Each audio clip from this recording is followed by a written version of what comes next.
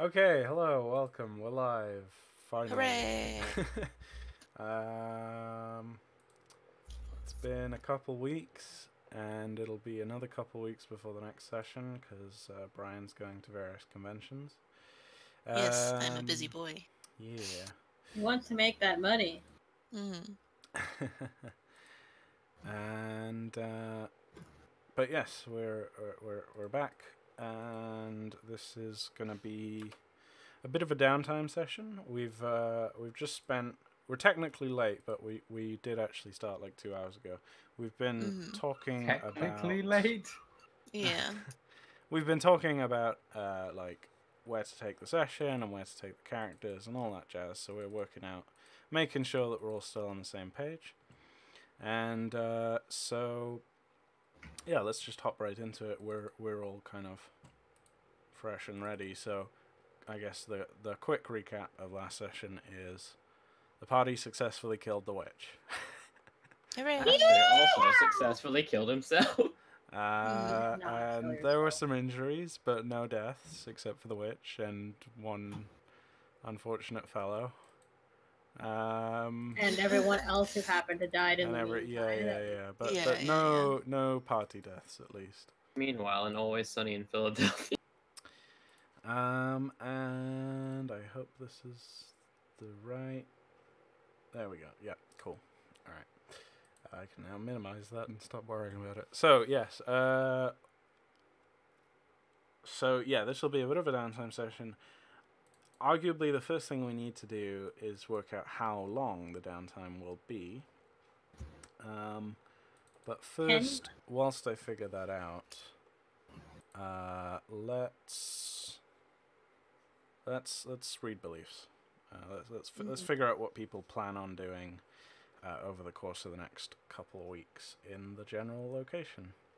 So let's just go down the list as usual and start with Astor. Okay, so I have changed two of my beliefs. My first one is the same as always. My own shortcomings haunt me. Blah blah blah. Find all that pertains to magic, life, and death. Second one is obtain knowledge of a spell which can serve to regrow the forest, which I have burnt down. Third one is inquire at the Church of the Optical God to gain permission to research their magical relics. Okay. Cool. So those are my two main changes. I also backburnered the belief about Edvard. So it's not gone, it's just gone for this downtime. You're getting some air away from Edvard. So, yeah, I'm just like I go out into the parlor to fan myself. Oh geez, the vapors! I'm finally free of them. Yeah, I'm gonna be focusing on that for this downtime, I think. None of my instincts have really changed. They're still the same. Reading books whenever I can, and always being in mage sense before hanging spells. I think that's me. Cool. Alrighty then. What am I looking for? Okay, yeah, so wounds, there we go. Alright, Edvard. Yep. You always do this, man. That's your invitation to talk. Yes, I do. That time I did actually hear you. I was just doing it for dramatic effect. No, I have not disconnected. My new beliefs, well, one new belief and one belief that is not currently existing. Belief number 3. Explosives seem to be more effective than any other weapons I've wielded, but I cannot yet rely on my skills in the field. I need to train this, or I could end up like my Aunt Borgia. You can't see, but I'm shaking my head. Rest her soul. Alright. I don't know what happened to Aunt Borgia. There's a very good reason for cool. And then second belief is about trying to get Odelle to teach you archery. Yep, that one hasn't changed. Cool. But you'll hopefully have a chance to actually do this one this time You've been sitting on this belief for a honestly, while. this was more of a downtime belief. Yeah. Yeah, the mistake was writing this like 5 sessions ago. Yeah. It's fine. Okay. And you'll probably have a new first belief either by the end of the session or at the start of next session. Of the next one, yeah. Yeah, and since we'll have 2 weeks, since Brian won't be here, Plenty of time. We'll have time to think about it. Yeah. Yes.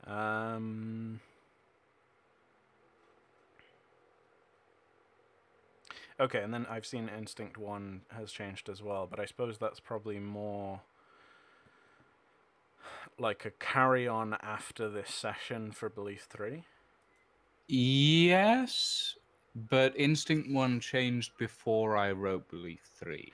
Oh, okay, right. Instinct 1 replaced Do No Harm to Innocence. Yes, okay. No more am I now hindered by my vote. Changed from do no harm to innocence to deal as much collateral damage as possible. I mean... And did Mold Breaker get given to him for that? The instinct is explosives have assisted me in a variety of situations. From now on, I will attempt to craft an explosive whenever I have the time and material. Yeah, so that'll be a kind of retroactive fire bombs test. Yeah, it's essentially like Astor's mage sense. Yeah, thing, no, I mean it is true. Yeah, where Everything about how I'm gonna fucking die one day. If he does it without consulting the DM, he ends up almost killing himself. Although in my case, I probably will kill myself because I'm working with explosives. Yeah, I mean, for all we talked about earlier about like the new direction for Edvard, there's a good chance that he'll just blow up anyway, and it won't matter. There's a good chance that there may be a new direction, but it may not last very. I think there'll be quite a few new directions.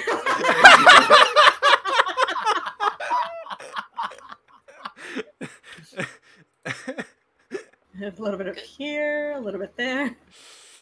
Oh boy. If only that had been in character, that would have been the humor point. I mean, there's nothing stopping him from actually saying it. I can say it in character. I'll fucking do it. Watch me. Alright, cool. Odelle. How dare you speak to me? Alright. Romienji.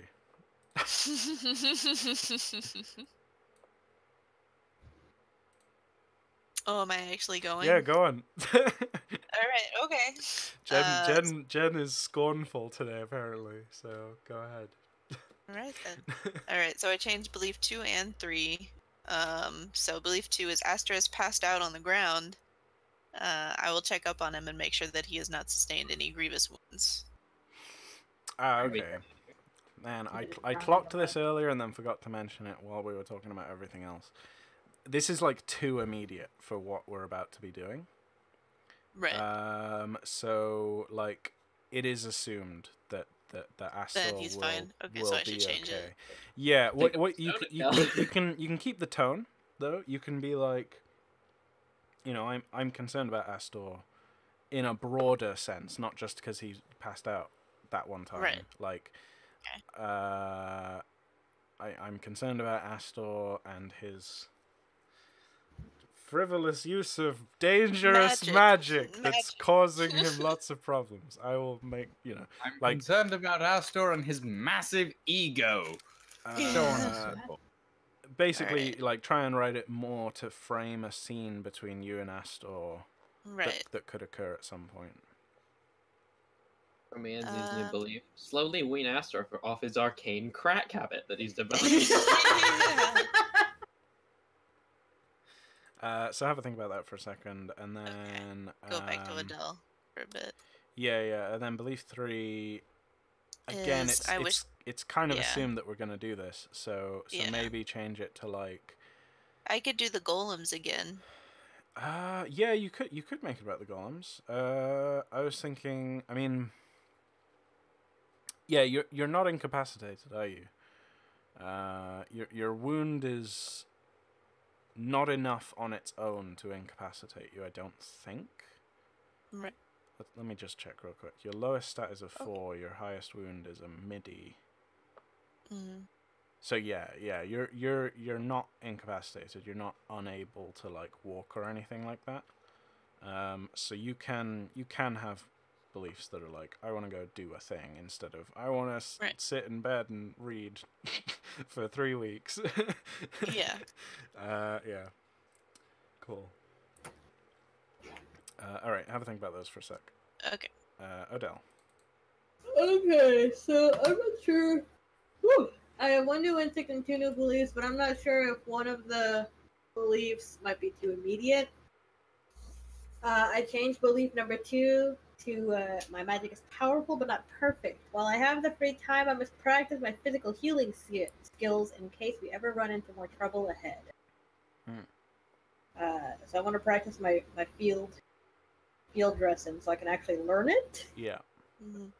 My third one is, I must ensure that the people of Polmagollum do not wallow in their own misery. I will help them move on and to embrace forgiveness for their own actions. Okay. Yeah, that's a good one. I think pretty beaten up last time. Yeah. I didn't have enough time to do a speech, but I kind of want to do a speech. Yeah, no, that sounds like I'm gonna do a speech belief. Okay. Cool. And my new instinct is always gather healing materials before going on a journey.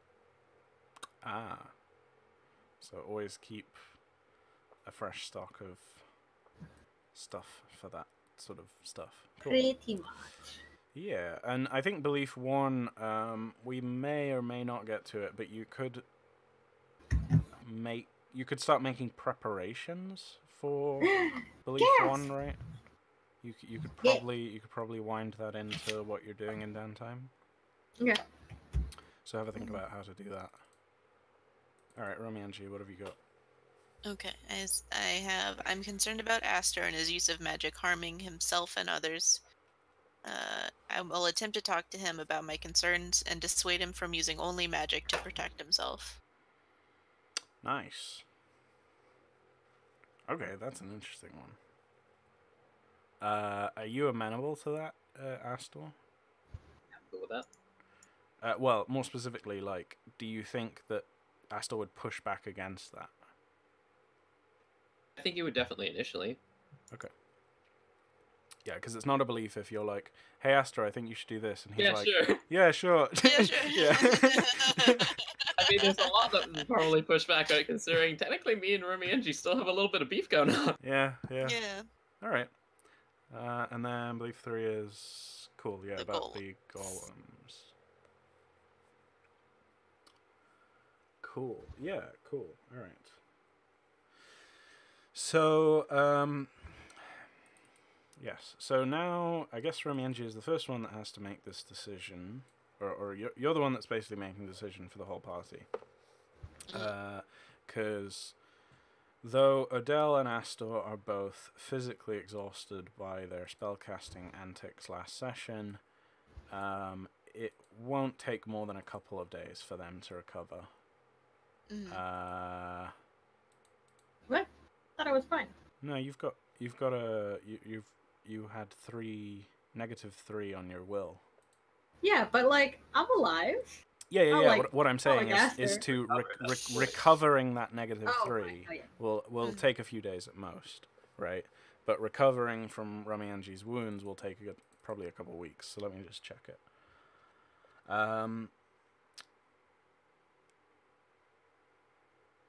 So yeah, you have a midi wound. It was successfully staunched.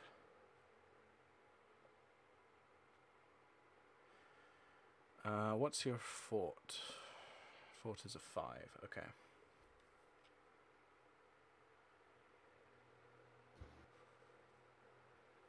And the light wound. Okay, and then when you have 2, so recovering from multiple wounds, each wound needs to be healed separately, starting with the worst one. Only one of the worst one of the worst injuries. Only the worst injury needs to be staunched. The injuries heal simultaneously, but the recovery time is multiplied by the number of injuries of the same type. So,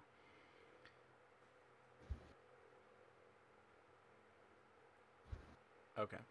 So you will need to heal your midi wound first, and then your light wound, I'm pretty sure.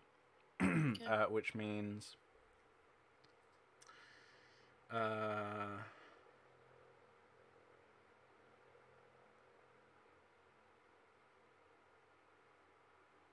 we're looking at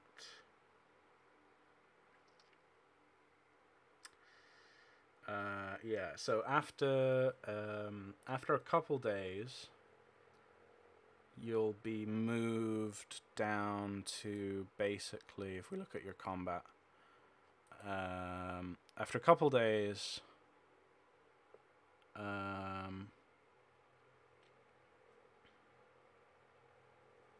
oh wait, actually we need to, well, okay, yeah, let me posit this to you, right? Do you want to make the health test and try and recover as quickly as possible?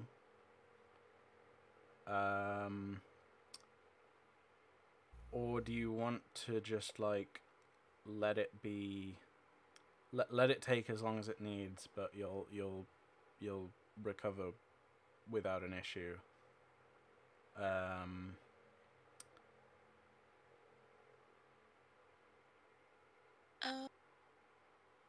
What would happen if I did the test and I failed?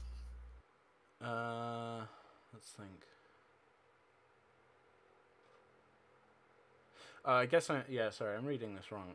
So yeah, you need to make the test basically no matter what, and the consequences will be how long it takes to heal.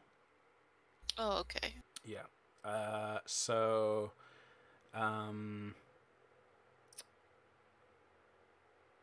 yeah, sorry. So the thing that we didn't address last time was whether you get treatment as well as just staunching the flow. Right.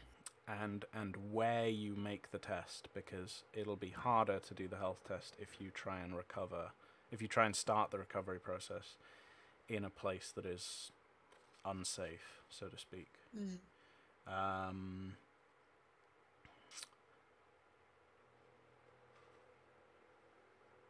Yes, so if you get treatment, yeah, I guess that's the thing that I think I'll hand wave. I'll hand wave the treatment because no one is really a doctor, unless Jen wants to try doing. I suppose Jen has a belief written about it. You could try doing field dressing untrained to treat the wound. I thought we already did that though. That was to stop the bleeding. Yeah, there's two. I can actually help with apothecary. Okay. Yeah, you could help with. Oh yeah, you have apothecary. Yeah. I have a B6 in apothecary. I always fucking forget that. Yeah, you should do it then. You're the doctor. You're the closest thing to a doctor.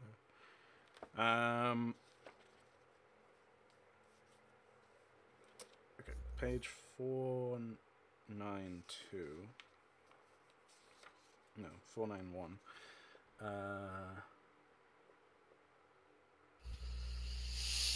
Yes, okay, so attempting to recover without treatment sets standard recovery time based on your fort.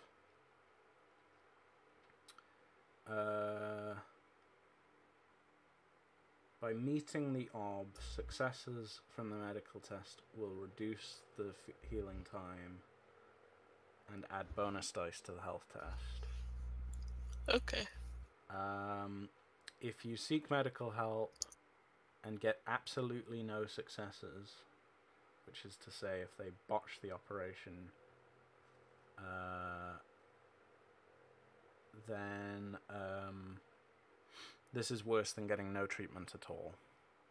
Right. And so not only does recovery take the full time, but the health obstacle is increased by 1. Right. So yeah, do you trust? This is the question. Do you trust Astor to make a medical test on you, or would you rather try and recover without his medical help? I think it's whether Astor would want to help Romienji at this point. I think he would still. Like, it's mainly like he's not actually mad at you currently. He's mad at Edvard, but he's just kind of miffed at you. If he sees you with a fucking wound, he's still gonna like help out. Yeah. Right. Okay. Okay. So the recovery won't be able to start until you receive treatment and then choose to recover. So it'll basically be you're stuck in this. I should be writing this down, sorry, so that we figure out exactly how much downtime we get. So Astor, what's your fort? My fort? I think it's fort. To figure out how long it takes before you wake up. And then you can do apothecary. Yeah. Wake up the doctor. He's dead. We shot him. And now Astor's dead as well. Like I said, this is downtime session, so there's going to be a lot of like out of game stuff like this. Yeah.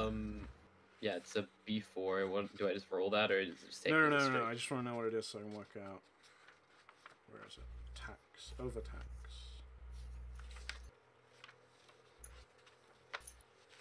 Where the fuck are you? There you go. Recovering from the sickness.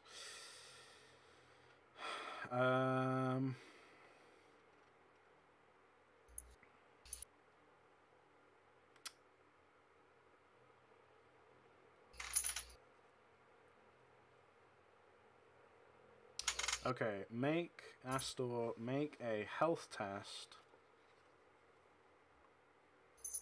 at Ob.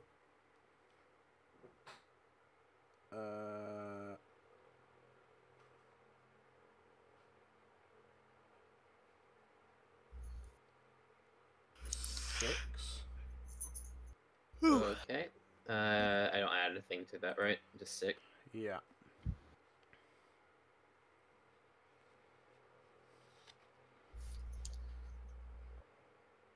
Okay, so I got 3, 1, 6. Okay. So mark Can that. I reroll for this, or You can no? spend fate on that if you want. So margin of failure will affect how long it takes you to wake up, basically. Okay, I've got 19 fate. I might as well spend 1. Mark that challenging health test as well. Yeah, that's why I was just like, I don't want to try and ask if I can fork anything into this. No, you can't fork into attributes. Yeah. Okay, so... Oh, why Microsoft email? I didn't want to open you. I wanted to roll a dice. You got mail. Fuck off.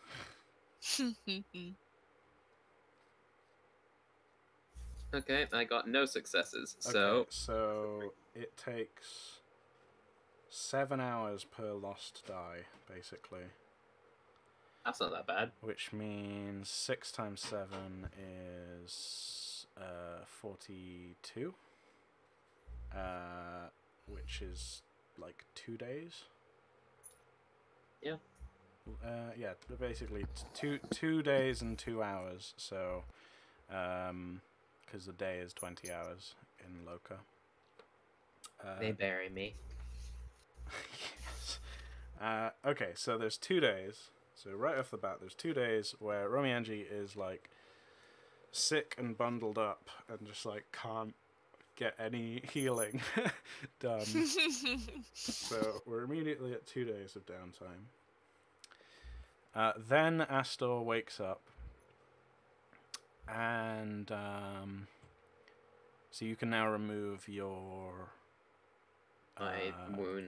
Your are you wounded as well? I have a B4 wound.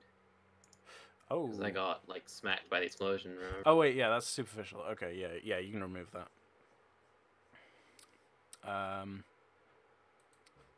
Okay. So yeah, and you remove the tax on will. Odelle, you can also remove the tax on will. Yeah. And and remove any wounds if you have any. Same for Edvard. I don't think I do. Then Astor. Do I have time to recast spells or not? Yeah, well, we're going into downtime, so like, there's gonna be potentially weeks. So yes. Okay. Nice. Let's see. So 2 days, and then Astor, you want to basically go and give Romienji some apothecary help. And yeah, you're both conscious, so maybe this would be the time to have a little chat. So what? Yeah, why don't we frame a scene? What does it look like once Astor has woken up? We'll say you're all still in Polnagolem, and probably things will be going on during this time as well. But we'll handwave that for now. In terms of like, Odelle might be off preaching right now or something else. Let's say that you're holed up in the in the least drowned building. Probably the church, right? Either the temple or this building, whatever this building is. I guess the town hall or something, village hall. Oh, okay. One of those two. Yeah, let's have a little scene rather than making this purely mechanical. Yeah. All right. So Astor wakes up, probably one fucking killer headache. He's gonna look around and go, "Oh, Christ, my head," and look around for anyone he sees who is familiar, presumably Romienji or Odelle. Yeah, probably you and Romienji were like holed up in the same place. Everyone, probably Odelle recognized that you had summoning sickness,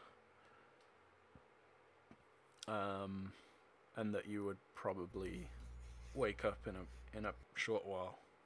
Well, he'll probably wake up. He's just in a slight coma. Yeah. Yeah. So presumably Romienji's conscious right now, so... Yeah, I mean, so it's been 2 days and 2 hours. We'll say it was kind of mid-afternoon when you finally killed the witch. So yeah, I guess it's like evening-ish. And from your point of view, like, almost no time has passed. So like last thing you remember is you were casting that spell, fell over, and then you wake up, and it's I guess from your point of view, it looks from the sky like it's only been about 2 hours, or something. Right. And yeah, I would say like then immediately as I wake up, I'm filled with a sense of absolute fucking dread as I realize the last image that I remember is Romienji getting stabbed by the warg witch. Mm-hmm. And I look frantically around the room for him, and presumably I'll find you standing in the room somewhere. Probably not standing, because he's still... Or lying sitting down in a bed, lying down in bed. Yeah, you're both bundled up, basically. Mm-hmm. And I talk to you, is what I'm saying. Yes. Mm-hmm. I'll slowly get up and shuffle over. Okay. Romienji, are you alright? Oh, you're finally awake. And then he turns over to look at you better. You were out for quite a while. What happened? I was trying to stop the witch and everything went dark. I think... Head hurts now. Did something go wrong again? I assume. I don't know much about how you managed to pass out. It just kind of happened, but if you were... Well, the witch is gone. That much I can say, at least. I saw... I looked down and kind of gesture at your chest area for the stab wound that's clearly... Yes. Are you okay? Do you need anything? Have you been treated by one of the doctors here, or? There's no doctors. A minute, where's my bag? And he'll just like spend a couple seconds rootling around for whatever he needs. Just slide down over there. You would probably remember Odelle saying something, Romienji, about like summoning sickness. Oh, okay. Because you probably explained to Odelle that he was casting a spell and then fell over, so she would probably recognize that as. Okay. Yeah. If you want to use that as a launching point for a conversation. Right. Okay. Cool. Because I wasn't sure if I knew why you passed out or not. Yeah. No. We'll say you know, or you. Okay. You think you know. Right. Romienji pauses a moment and says, "You know, you were out for 2 days." I pause in rootling with my bag. What? Your spell that you did, I assume it didn't work, and you passed out, and you haven't. Well, Odelle said you probably had something called summoning sickness, and you had to recover. But I was not sure if you were going to wake up. Yeah, I when the witch came at you and was about to cast that other spell, I didn't really think before I tried to stop her.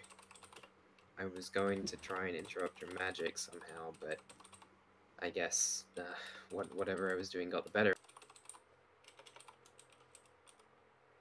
I'm just gonna bring my supplies over to the table by Roman. We just sit down over there. I'll start getting your bandages. Well, thanks. But I guess while you're doing that, I did want to talk to you about something. Okay. He sits up slightly in bed so that he can see Astor better and says, "Besides your magic, don't you have something else you can defend yourself with?" I pause for a second. Well, I've got a staff, but never been taught how to use it properly. It's always just been me and whatever I learned before. I see. Well, and excuse me if this comes off wrong or offensive, but I think that your magic has done a lot of harm to you, and I think that you would be better off learning some kind of physical defense rather than magical. At least for now.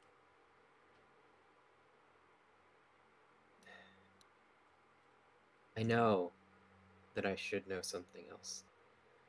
I've known for years that I should probably pick up something like that, but don't know if you realize being a guard and being proficient in a weapon, and I've seen you fight, you're good at it.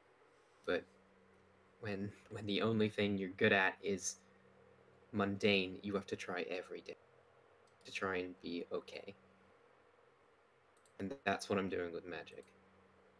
I'm trying every day. I feel like if I ever picked up something like a sword, I would just lose that drive. And I can't do that. Not to myself and not to other people around me.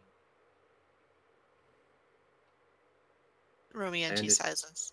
Oh, go ahead. I understand your concerns about me harming other people in the party or myself. It's just something I've always gone through, and it's something I have to do. Otherwise, I'm never going to get better at it. I'm never going to be able to change anything. Why does it have to be magic, specifically? I'm not saying to give it up. I think that's an important part of who you are as a sorcerer, magician. But I think that you should at least, especially if you want to continue traveling around with us, and that, you should try and learn at least, I'm at least being bad, um, something that you don't pass out from. I wouldn't mind teaching you how to use a knife. I appreciate that, Romienji. I do. It's just, I don't think I'd be very good at it, to be frank.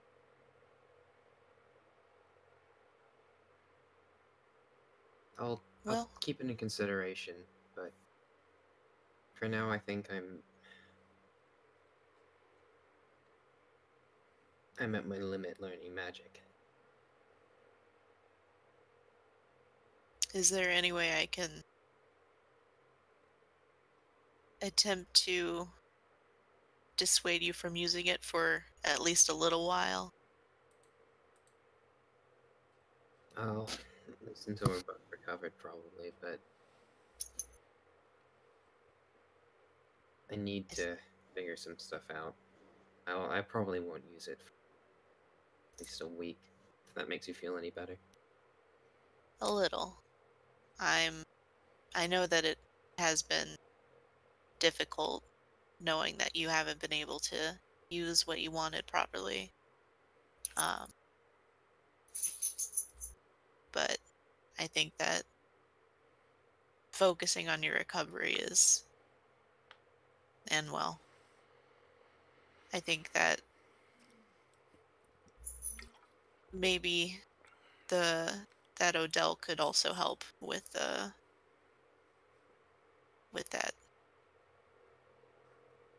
She's good with a bow. I'll try. That's all I ask. Okay, well, I best apply this treatment. Yes, please. I'm in excruciating pain at the moment. Really? You seem completely fine. Except for, the hole in your body.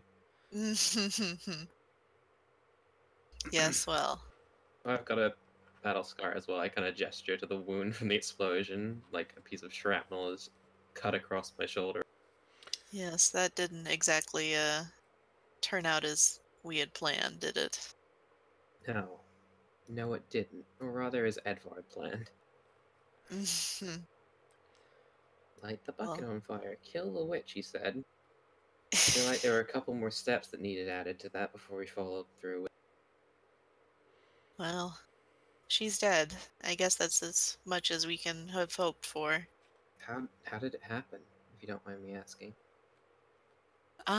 Well, Odelle managed to come back along with Edvard and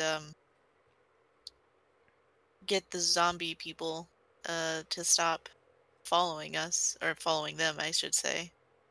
And Edvard rushed in. What? Yeah. He did what? I was surprised too, in my state of pain and shock. He managed to subdue her, and I used the knife he gave me to end her. So, where are we? What became of the townspeople? They were lifted from the spell or whatever she was using, and Are they okay? they're okay. I assume they're probably, from what I've heard, they still remember everything that they did. So they're in a bit of shock and terror at the moment of what happened. Physically okay, but not mentally, I guess. I could imagine.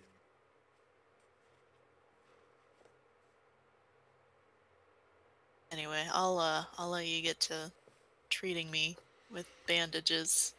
Yeah. Please and thank you. It's a bit better than just bandages. I motioned like a pestle and mortar. I've ground some stuff up, and it should help with recovery, hopefully pretty well. Thanks. Okay. So, yes, you need to make an obstacle 4 apothecary test.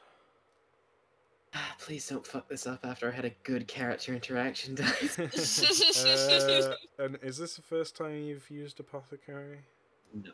No. No, okay, so you'll need to roll a die of fate after this to see if you've run out of supplies. Okay. Can I put anything into this? I don't think I can I? I don't have any other skills that would be helpful. You can fork if you had forkable things. In this case, I don't think you do have any. Yeah, no. Well, let's see how this goes. It was base up 4, right? Yeah, base up 4. I don't fuck Romienji up if I roll this, right? So I guess it's a bit late for that with the whole scene. Let's lay it out. So failure means that they just, like, a normal failure just means they have to take the health test flat. A catastrophic failure, basically with no successes. If you get 0 successes, then they will not only double the recovery time, but increase the health up by 1. Yeah, I'll submit that then. I accept that. Oh, nice. Oh, and nice. I got 6s. Can I speed up the recovery with that? Yeah, so success means... let's see.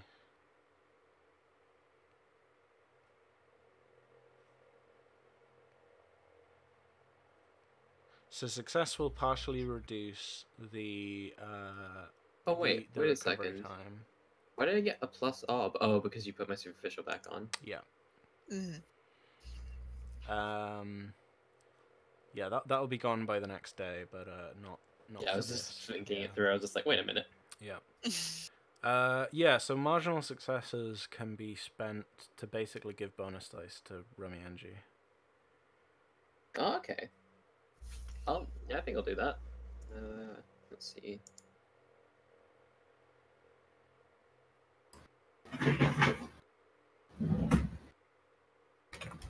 Nice, 1 success. Cool. Okay. So now, do you? Yeah. So your treatment is successful. So Romienji, do you want to try and start recovering here, or wait until you get back to Caramel? Well, I know that... It'll affect the orb of the test, basically. Right. Well, I know that Odelle wanted to preach to the people here. I don't know how long that's going to take. But I would prefer it be in Caramore, if at all possible. Yeah, if we wait to get to Caramore, it'll like add... Well, Jen, how long do you think Odelle would stay in Polnagolem? Or do you think, like, you'd send... I just wanted a scene with the townspeople. Right, yeah. And then you're gonna leave.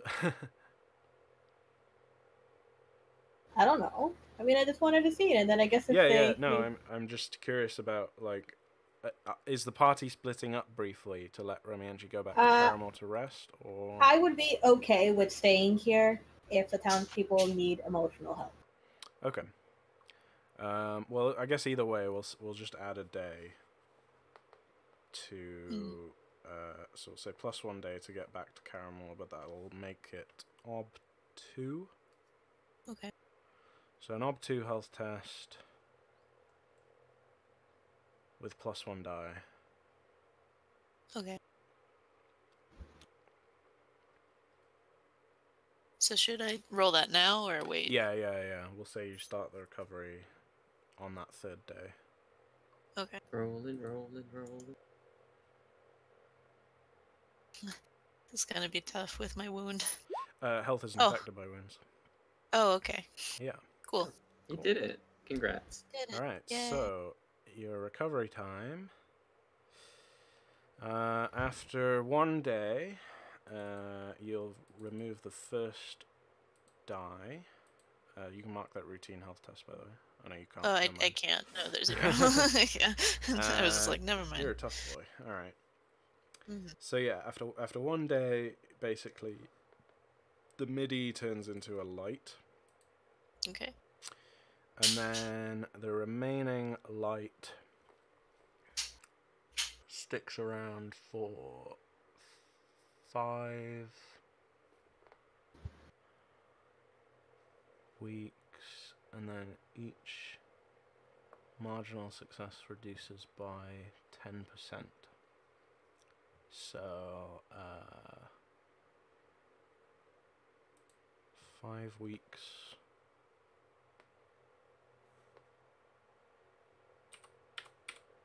Is 7 times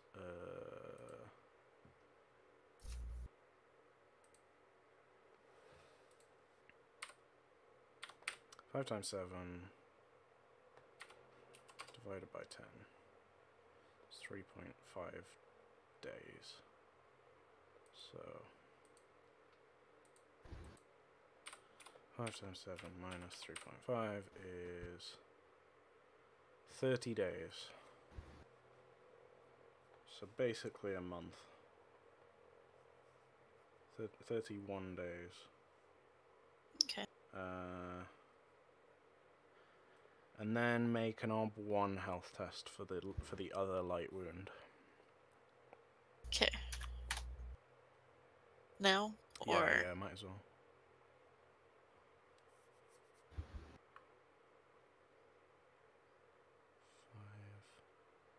Okay, so another 5 minus 20%. So 4 days. Plus another 4 days. And you can remove the superficial. Although actually no, I guess the superficial would get removed last. So it would remain, but as soon as it would be like 1 more day at most, I guess, regardless. There's no health test, so... Okay. Yeah, we'll just say plus 1 more day. Okay. So that's a grand total of 33 plus 5 is 38 days of downtime. Cool. Okay, so should I remove those now or wait until we're done with the wait session? until we're done with the downtime, basically. Okay. Because yeah, you'll be able to get up and go around and do stuff. They'll just these penalties will afflict you if you do any tests whilst you're trying to investigate whatever you're doing. Or if you have another conversation with Astor and find that you need to try and persuade him or something, then it'll affect that. Okay. Astor can remove the superficial wound now, though. Your headache passes by the end of the day, and if anyone else has any wounds, I think you can probably remove them. I don't think anyone does, though. Oh, and I guess in those 30 days, Lolva will have finished healing as well. Hooray! We hear her in the distance. She's How the fuck do I get back? Her injury will last for 25 more days. So yeah, by the time you're healed, she'll be healed as well for sure. I should have said, by the way, had you failed that health test,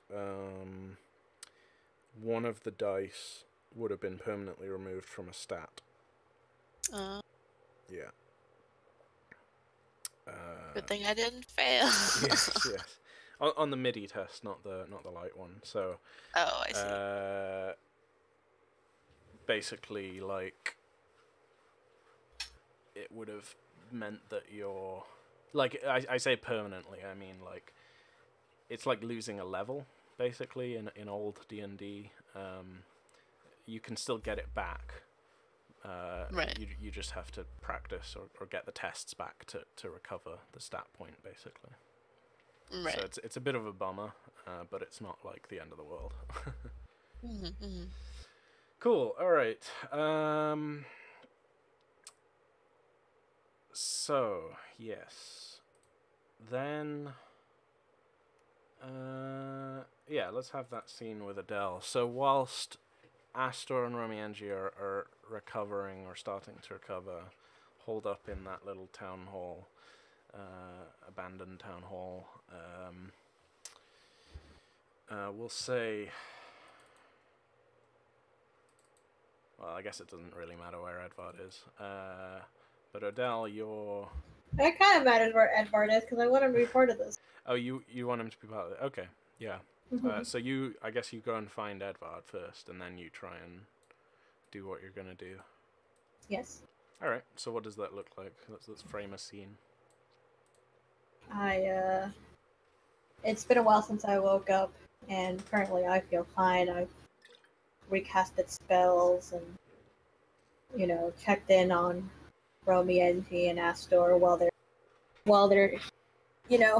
out there healing up and whatnot. And at some point, looking around the townspeople, I see the same type of expression on their face. I see misery and guilt and agony. And I know I have to do something. I can't leave them like this. And I go and I try to find Edvard. I've seen him around, but he's kind of made himself less prominent. Where would I find you, Edvard?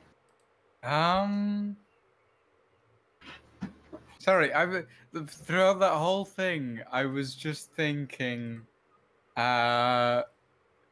you're trying to cheer up these people, and you're looking for Edvard to help with that?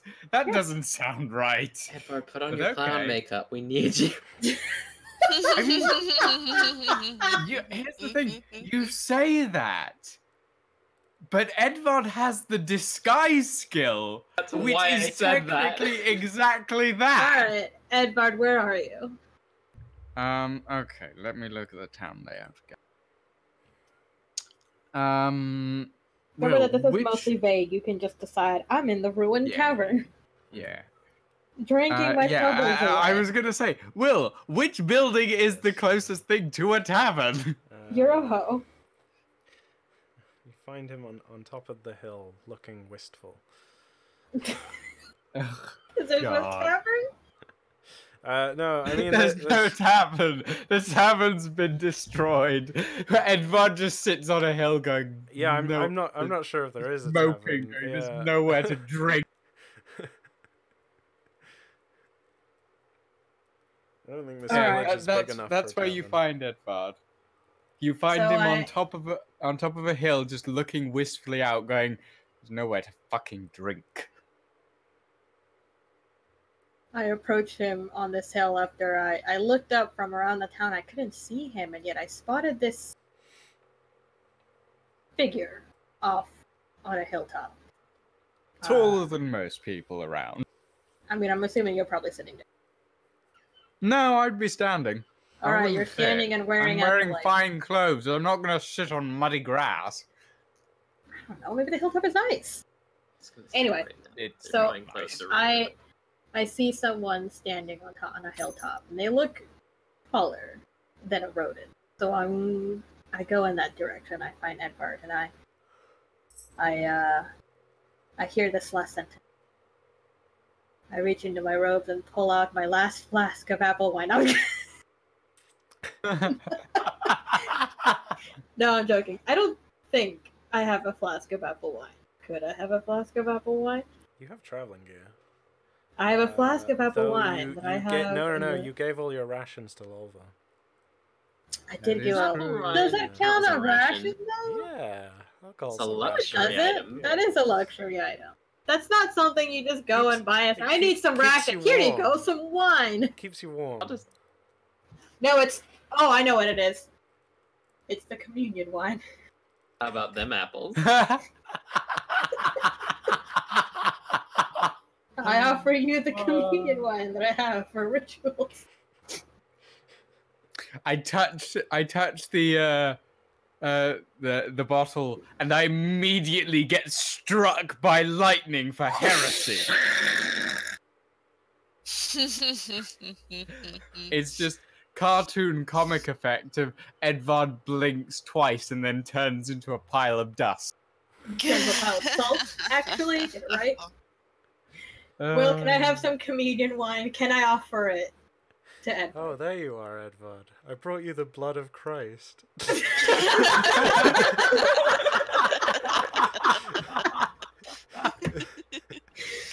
You want some? Maybe he does. No, yeah. I mean, you can have whatever makes it more appropriate. Like, go ahead. This isn't anything. I'm serious, unorthodox, so I carry around a small flask. I don't usually bring it out. I'm sorry. I'm improper. It's not always that I need a drink. But sometimes. I carry it around just in case. I dig into my robes. I pull out my last flask of wine. It may or may not be communion. No one needs to. I approach Edvard and I say, maybe this will help. I offer it to him. Edvard takes the flask and says, thank you, Odelle. And he puts it to his lips, and he sips it, and he immediately spits it out, because wine is the one drink that he absolutely despises. And he goes, are you trying to kill me?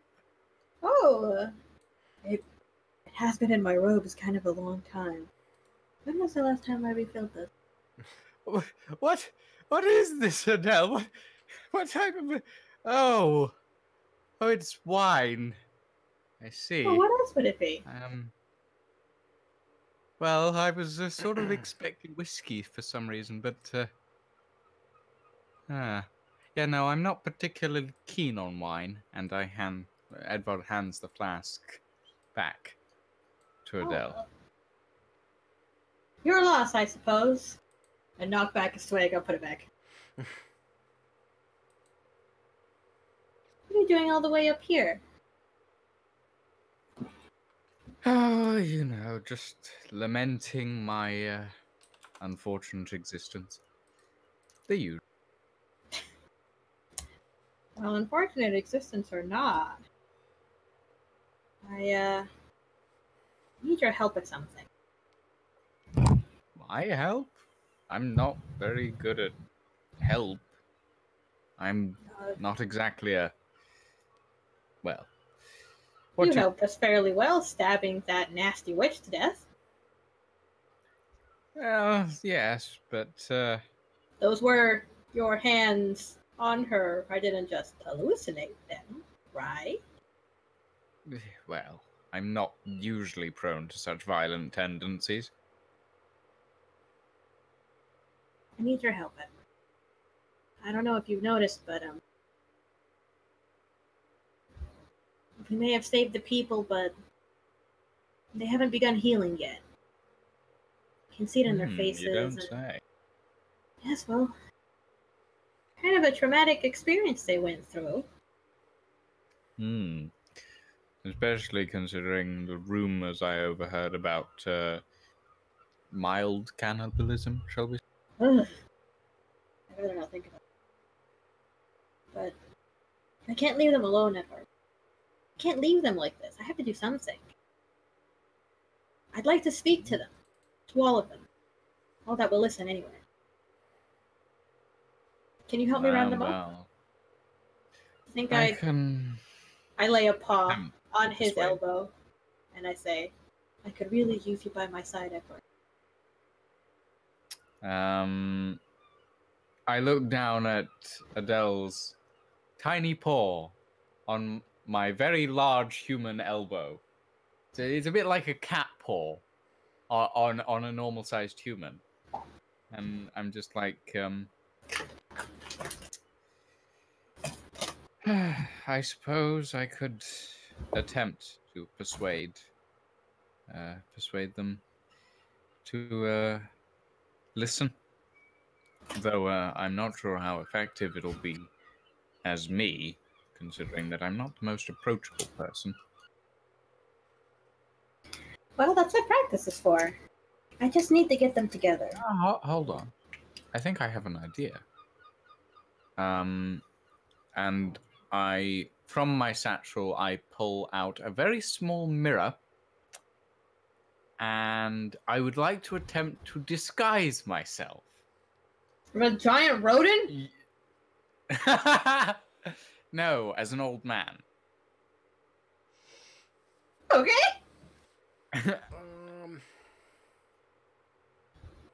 I would like to point out, before you do this, that one of the reasons why I don't think you're going to be having that much trouble is because the people know that you helped save them. So you're kind of a little bit of a hero figure right now. Yeah. Yeah. Also, I think I'd say, like, I would I would question why. And I'm also not convinced that it would actually help. So I mean, if you want to dress up as an old man, you can, but you're not going to get a test out of it, I don't think. Yeah, and the important part, right, is not gathering really the people. Just doing it's it just for the speech. effect, but yeah. I look at him and like take out his little makeup kit. I'm like, Edvard, you're not going to have any trouble convincing the people you're a hero. They'll know that. They remember you. Well, when you put it that way, I suppose you're right. Very well, let's see what we can do about this mess.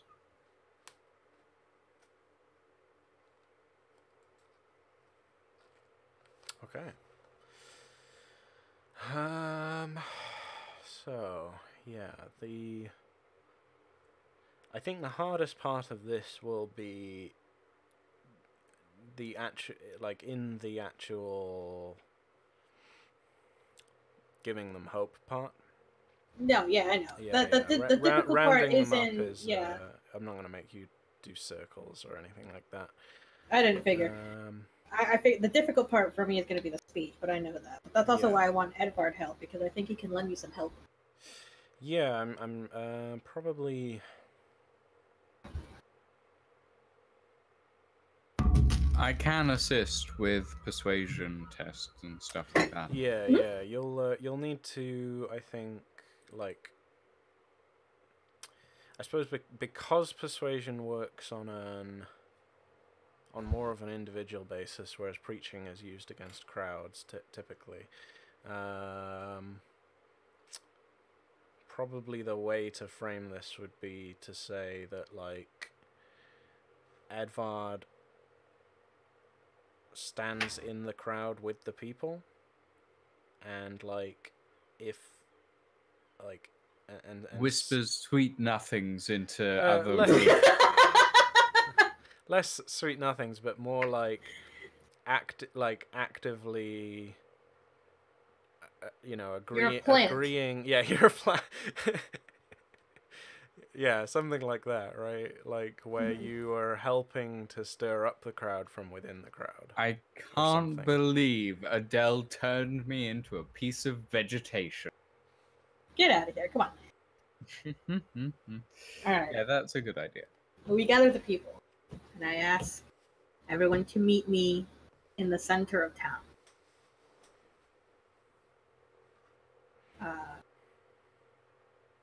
Where there's enough space for everyone, or at least all of the surviving members of this village to gather. And I've asked Edvard beforehand to just be in the crowd, you know. You may not be one of them, but I think your presence there will do them good. Okay. I stand in the exact center of the crowd, and I'm just this twice the height human male, just standing in a crowd of Roden that come up to my waist. I'm like, you sit down and you're eye level with them.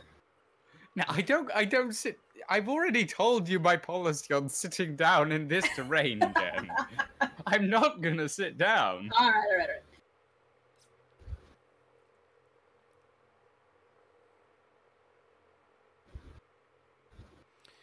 Yeah, so the crowd gathers.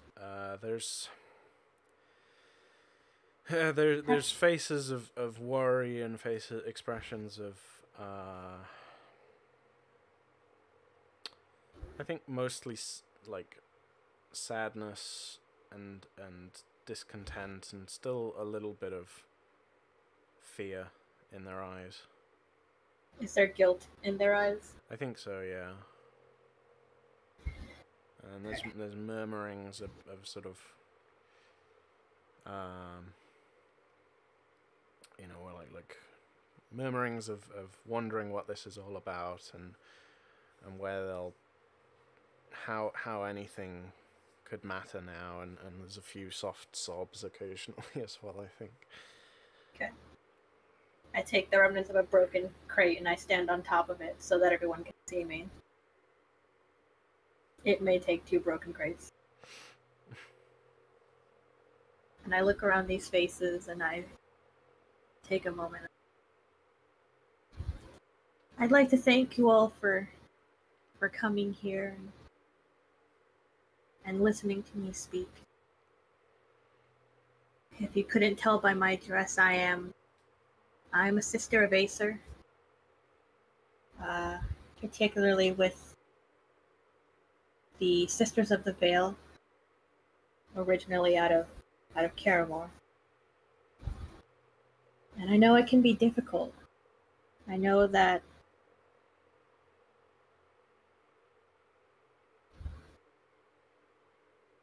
the witch that we had slain was previously your healer.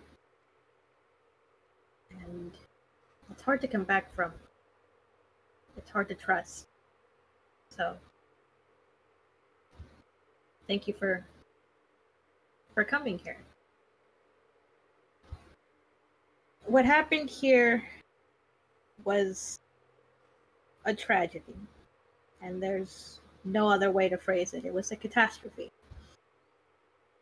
In the wake of such devastation, you were devastated again. I know you remember what you've done. I know you remember all of the atrocities that were committed here in this village. I can see it in you. I see it reflected in every face that's come here. I see it in the spaces between you all. Time alone may not be enough, but healing will happen. Acer's light is upon these plains. His mercy is boundless. You know this. You've heard it. You've seen it. You see him in the bounty of your fields, in the kindness of your neighbors, in the love of your families. You know that Acer will never turn you from the burrows of his den, nor from the boughs of his canopy trees. You are evermore bathed in his light. He is here with us now. I take a moment. But that knowledge alone is not enough. Look at yourselves, at your village. Pillaged, plundered, destroyed by your own hands, your families killed by the fangs and claws of the people that you called friends. I know you feel the guilt. I know you weep under the burdens of your sins. Knowing alone is not enough. The forgiveness you seek isn't Acer's or any god's. It's your own. See beyond your own eyes. Search out from the depths of your misery. It was your hands that committed these crimes, but was it you? Was it your friends? Was it ever any of the people that you loved? You know that they would never. You were compelled, ensorcelled, taken prisoner. In your own bodies you were shackled, while an evil force used you for its own designs. It was you, but it was not your fault. It will never be your fault. I know this. The heroes who saved you know this. Acer knows it too. And you must. It is the only way for healing, true healing, to begin. Don't let this evil win. Don't let it continue to consume you. Don't let it stay in your life when it has already been defeated. You must forgive yourself. Mourn your dead, but do not die with them. Live so that they are never forgotten. Live so that you will find peace again, just as you would wish on all of your neighbors. You all deserve peace. You deserve forgiveness. Give it to yourselves. I know that it will be difficult. It will be hard and messy and a heavy burden.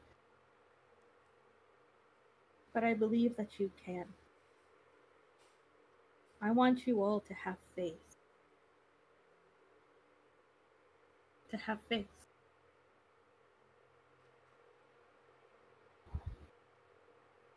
Now let the rest of the words trail off into silence. From the middle of the crowd, Edvard gently starts tapping just the tips of his fingers together, just a very quiet clap, just enough for it to influence the people around him.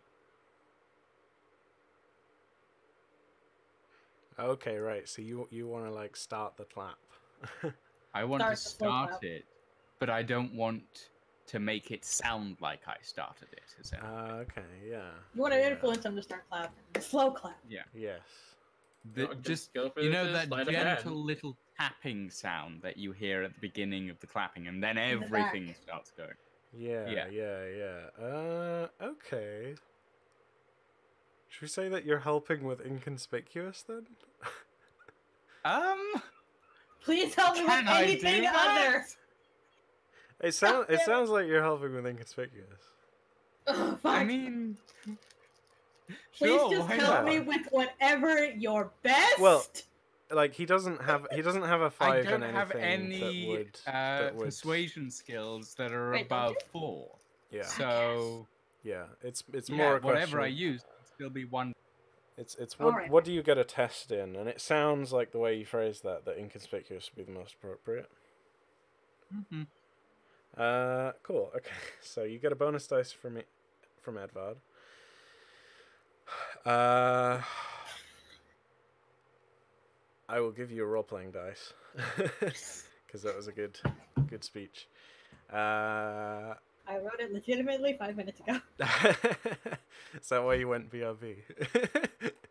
No, actually, that was legitimately go to the bathroom. Okay. I was just picking it up on my phone. Fair enough. Cool. Yeah. I think this is definitely preaching. You can fork probably. The obstacle. Can I fork suasion into it? It's away those sons. You can definitely fork doctrine. Okay. Suasion, I think. It's religious persuasion. I did mention Acer several times. Yeah, it's just that. I don't know. I feel like persuasion suasion and preaching are kind of like the persuasion and oratory thing. So it's kind of like trying to fork persuasion into oratory or vice versa. So singular versus... They're kind of, yeah. Okay. They're kind of doing the same thing, but for different intents. I don't know. Yeah, no, I'll make that hard and fast rule for now. Alright, so I can... 1 helper dice, 1 modifier for me. Advantage die from roleplay. Thank you. 1 fork from doctrine. Yes. And any other forks? I don't think I have any.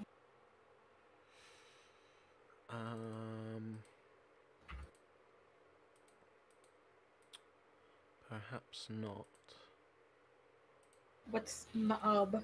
I don't think anyone else is present to help me.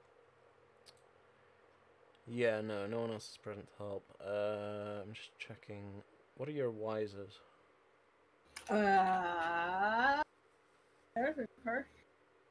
Like, below wise? I don't know where my wises are anymore. I think they're in training skills. Is it? Yeah. Where is that? Oh shit, where is that? In combat tab, but... Oh, combat. Yeah. On the side. Meditation, below wise, human wise, shrine wise, and prayer wise. Yeah, okay. So probably if this fails, you could use prayer wise as a call on and say, like, you know, you end with a prayer and that'll function as a call on with that wise. Okay. Potentially. You'll have to add to the scene a bit more, but it could function as a... What's my ob and what's my failure? I want to convince these people to have hope. Yes, so ob is their lowest... Their lowest will... Or, sorry, not lowest. Their most common will exponent in the crowd. Which I think is 3. Okay. And I'm gonna say...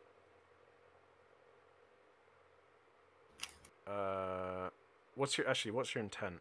What do you want if you succeed? My intent is to convince these people to rebuild, but like without the emotional, like the emotional trauma is still gonna be there, but I want them to recover emotionally. I don't want them to be like emotionally scarred forever and be like, oh, we're horrible and you know we did all this horrible shit. You know.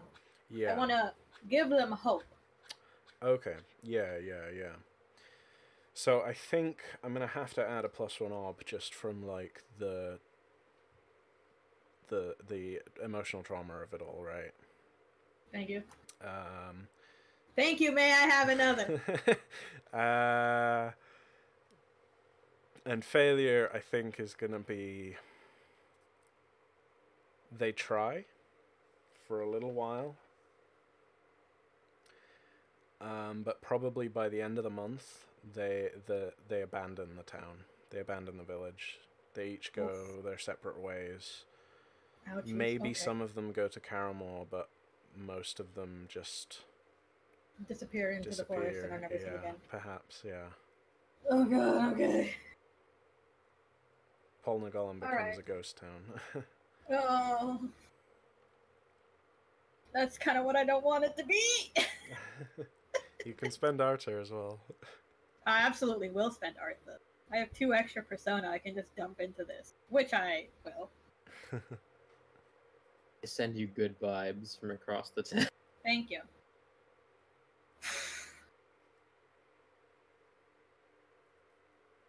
Yes! Nice. Yeah. Alrighty then. Nice. Got 4 6s as well. Shit. Holy shit. What happens if I get extra successes? Are they just like super buoyant now? Souls to this place. They will never leave. No, just stop. I'm not sure if marginal success will do anything here, but you can spend the fate if you just want to put a fate into preaching. I will absolutely do that. I have 13 fate. Yeah. That's after I just took away 1 to put it in fate. And Edvard can mark a challenging inconspicuous test. Nice. Or open dice. That's my challenging inconspicuous Damn. test done. Now I just need a Damn. difficult and routine. Double the ob. Double the orb. Come on, Will. You gotta give me something. For double the orb. Bind their souls. Bind their souls. No! One step outside, yeah, Acer okay. smites them. I'll say for double the orb, like they like this this speech is like something that they remember. Like they don't realize it whilst you're saying it, but after the fact, between them, they kind of make a point among themselves to try and remember exactly what it was that you said. And certain phrases that between the bunch of them they remember become like mantras for them that they use to help prop each other up in times of difficulty. And over the next month, and probably especially over the next month, but probably even over the next year, like they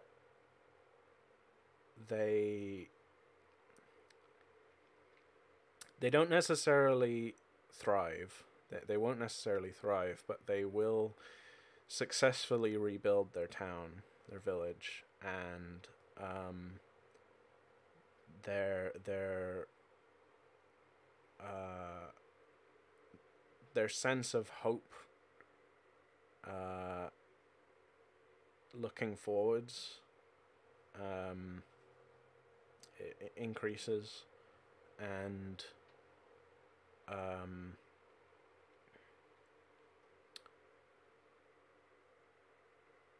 yeah, I think like part of what you in said, the annals of this town. I mean, yeah, to a degree, that like when they are recovered enough to be able to like rebuild the town hall and stuff like that, like, and someone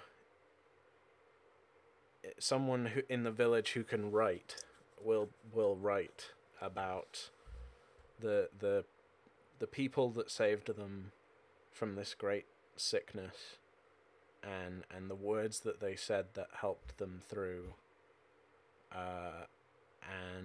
Yeah, I think that it will probably help their spiritual connection as well. Yes. More converts. Secretly, this was all just missionary work. Is it not always missionary work, Will? God's work is never done, Jen. Damn right. God damn it. Cool. Well done. Thank you. So the slow clap takes. Yeah, the slow clap takes. I think, there are some tears, and some people legitimately do the thing where they just like fall to their knees, just sob and pray. Yeah, I But think enjoy. so. And like a few of them, they just hold each other and cry. Yeah, they hold each other, or they flock to you and they want to like thank you personally. Touch my robes. I don't want to go too stereotypical with it, right? But like, oh, great savior. Listen, you may say stereotypical, but I was in a church that did exactly this. Not the speech thing, because I wish their speeches were as good as mine.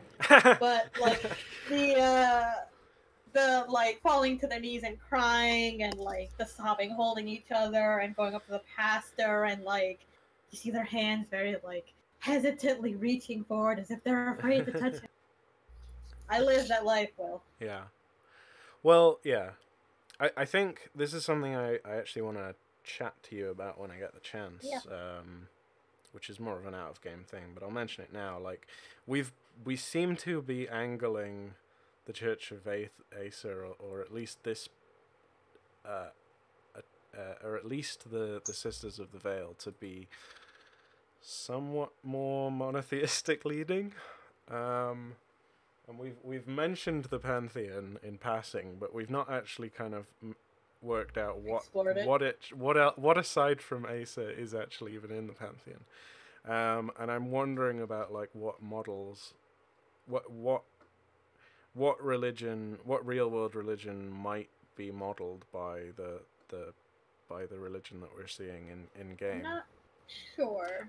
I'm not sure that I want to go with like full Christian. No.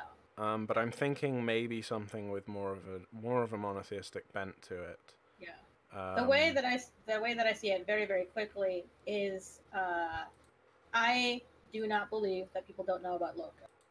Yeah. Just because she is so prevalent. I also don't believe that people don't know about the dragons just because they're still fucking there. In as scripture and carving. Yes. But I mean, like, as in, like, the main story is still there. They were here. We have scriptures. We have paintings, statues, and all across. Like, the Loka and the dragons are there. But I figure it like a hierarchy where people don't worship, or at least people here necessarily in this particular realm don't worship Loka because that's like it's too big. You know, they worship Acer, and through Acer they worship, you know, the like higher incarnation of Acer, which is something with a K. Yeah, possibly. I mean, and then through Acer you worship them, then you worship Loka, but you focus on the Acer part because that's the closest bit to you. Yeah, I mean, like, so I'm not convinced. I'm not convinced that Loka is actually like universally worshipped, right? Like, or even universally known. That like she or it is the world, and certain doctrines will say that they are like a titanic god being or something, right. But not it. You know, not necessarily. I don't think. Yeah. The way that I see it, kind of, it's like the hierarchy, right? Between like if a peasant lives in a fiefdom, it has no concern over what the emperor does or the king does. It has no concern over what the baron of the land does. It has a concern for the lord of the land or whatever the underneath the baron. Yeah, you know. Yeah. It has no concern for the higher echelons of the royal family, right? They trust that their lord is giving to them directive that comes from these higher tiers. Yeah, right? Yeah. I think it's not infeasible to say that the religion as a whole puts Acer on a higher pedestal than most other gods, though, right? Probably. Yeah. And probably attributes more to Acer than is perhaps necessary.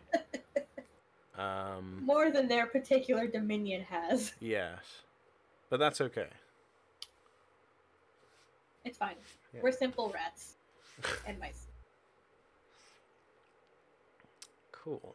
All right. How are we doing on time? You see, you see Roden in the crowd that like were like hesitant to even look at each other out of like guilt, like suddenly meeting each other's eyes and just like enveloping each other in hugs, like they haven't seen each other in weeks. Yeah.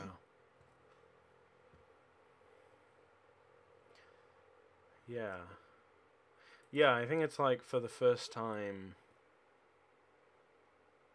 after that speech, for the first time a few of them begin to feel comfortable in their own skin again. God bless. Okay.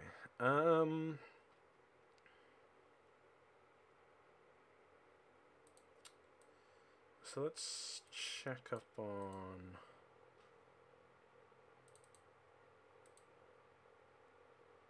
Yeah, okay, so let's skip forward a little bit. we'll say that Astor and Romienji left Polnagolum a couple days ago from Odelle's point of view, headed back to Caramore,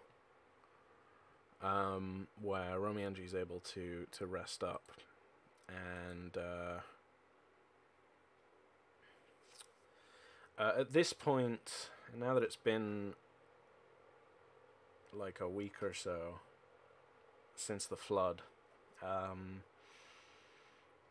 the rivers, the water logging in the fields and so on, the flooded lands are starting to become less and less flooded. You find that there are sections where of the grassland that you can actually walk on beyond Polnagolum now, and though you and Romienji just sit in the boat and drift downriver until you get to Caramore, because it's probably easiest that way for the both of you.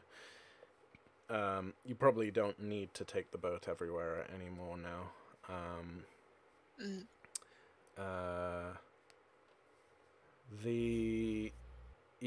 When you get to Caramore, that also means that Odelle and Edvard can head back on their own when they're ready. When you get to Caramore, you see that the flood level has gone down a bit, and that people have built some like, what would they have done? I guess because the forest burnt down, I think you can see that they have tried to save as many logs as they can from the wooded hill, from the I guess it's a copse that you went up to, or glade. So there's a few bigger trees that burnt up but didn't like completely burn, so to speak. And so they've cut them down, dragged them back to the town, and are using them either as like floaters, or they're kind of trying to use them as like semi-floating bridges across the narrower parts of the river, which is still flowing quite strongly in places. Or they've used them, tried to like cut them in half, or use them basically as like to help with waterlogging, to give a stable piece of land to stand on, even though it's completely covered in mud and stuff like that. So they're trying to like slowly stabilize the land around the town, and you can see like places where at the mouth of the river, where the town meets the lake edge of the Sea of Souls, you can see parts of the town now that, especially now that the water level has dropped a bit, you can see houses, you can see debris just like way out in the lake, like sticking up at odd angles, and some of them are sunken completely and covered in mud, and this black goop which is still kind of everywhere.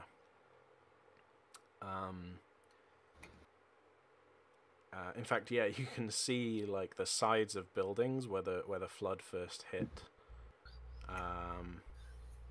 are like much cleaner than anywhere else. Probably the only thing that's been washed very well in the last few days.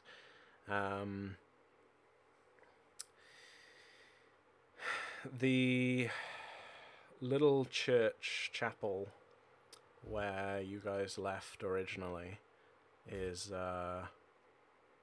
still basically being used as a little refugee hall, as is the tavern, basically the two strongest buildings in the town.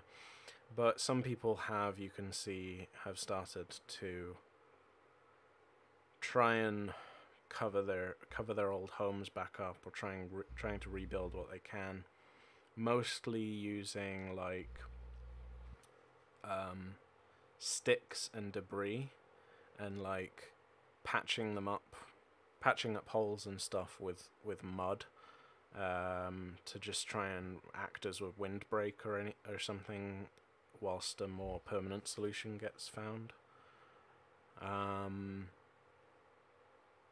The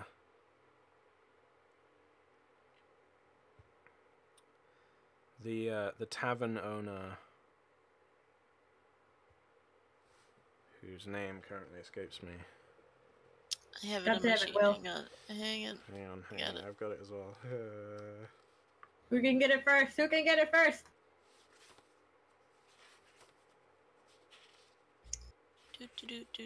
His name is Curtis. Curtis, yes.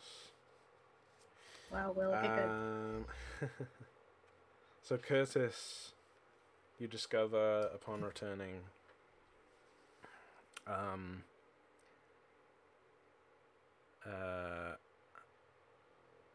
had his wife cremated with the rest of the townsfolk instead of taken up to the family crypt. Right. And he's very depressed at this point.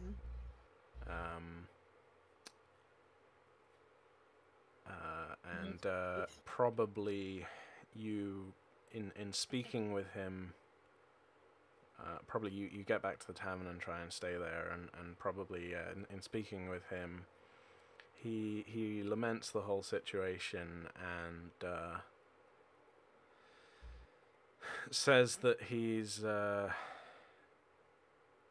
trying to stay on, trying to keep the tavern open, trying to stay strong for everyone as long as he can. But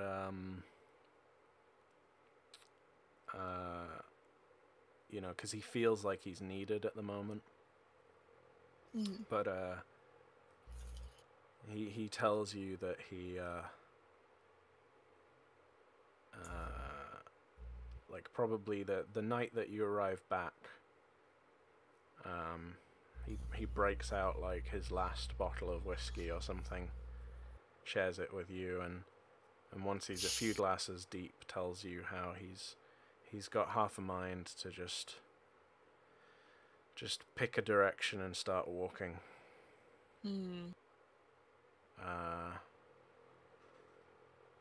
That it seems like there's nothing left for him in the world, and that he's lost at sea, so to speak.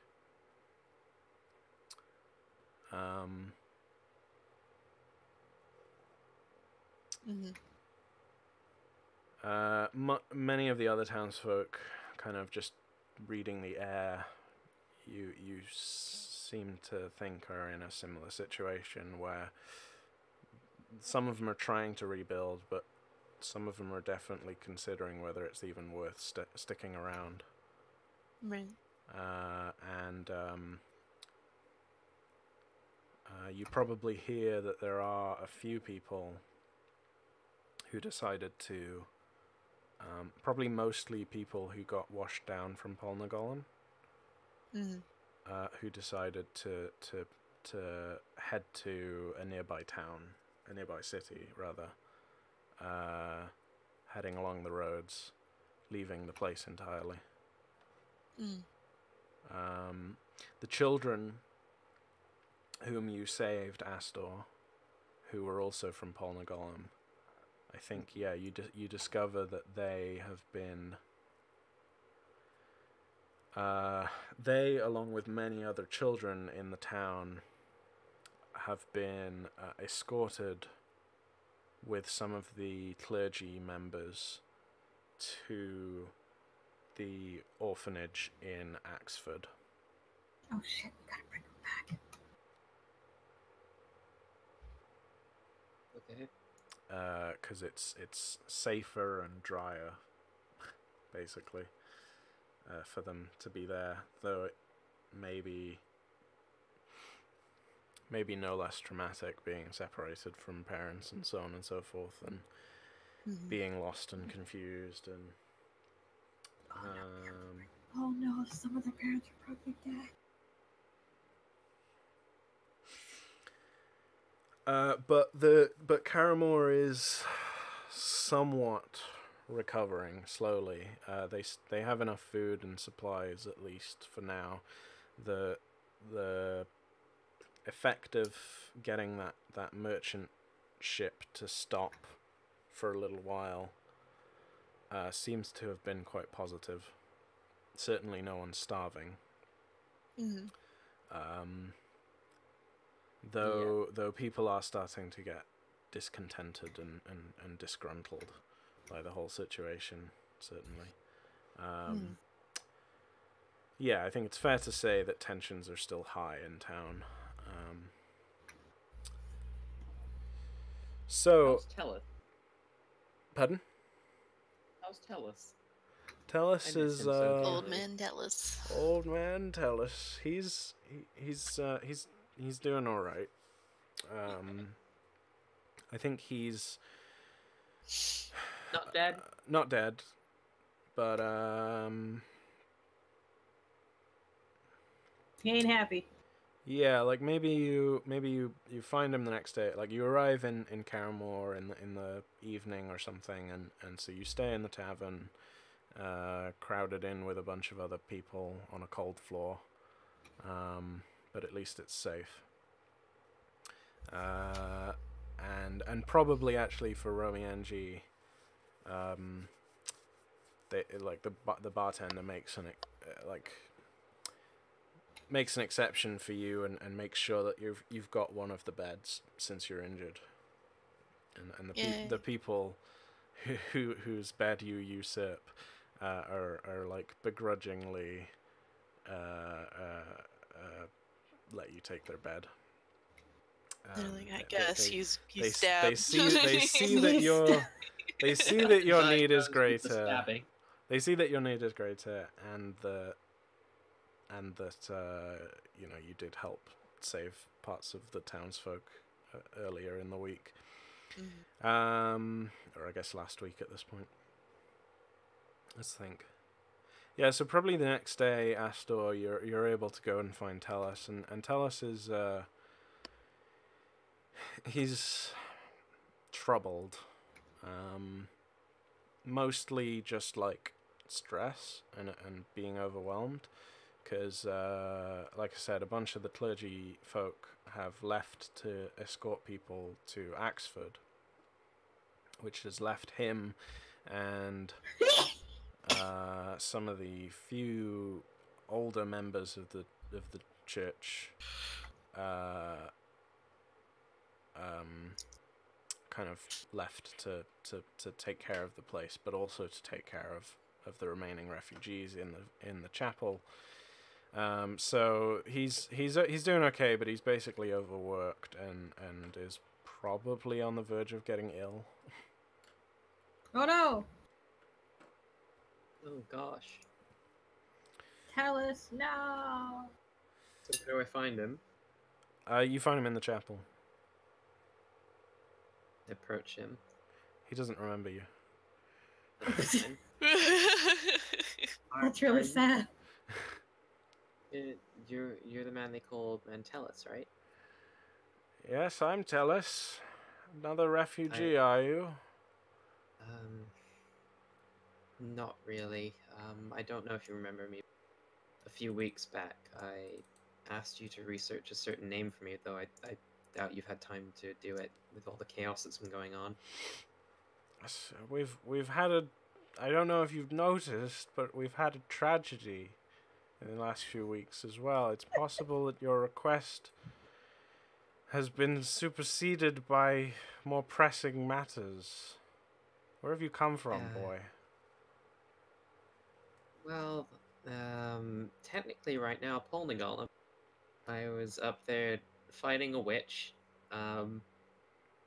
That's about the gist of it. And before that, Yoljana. And before that, well... all right. I don't need your whole life story. What?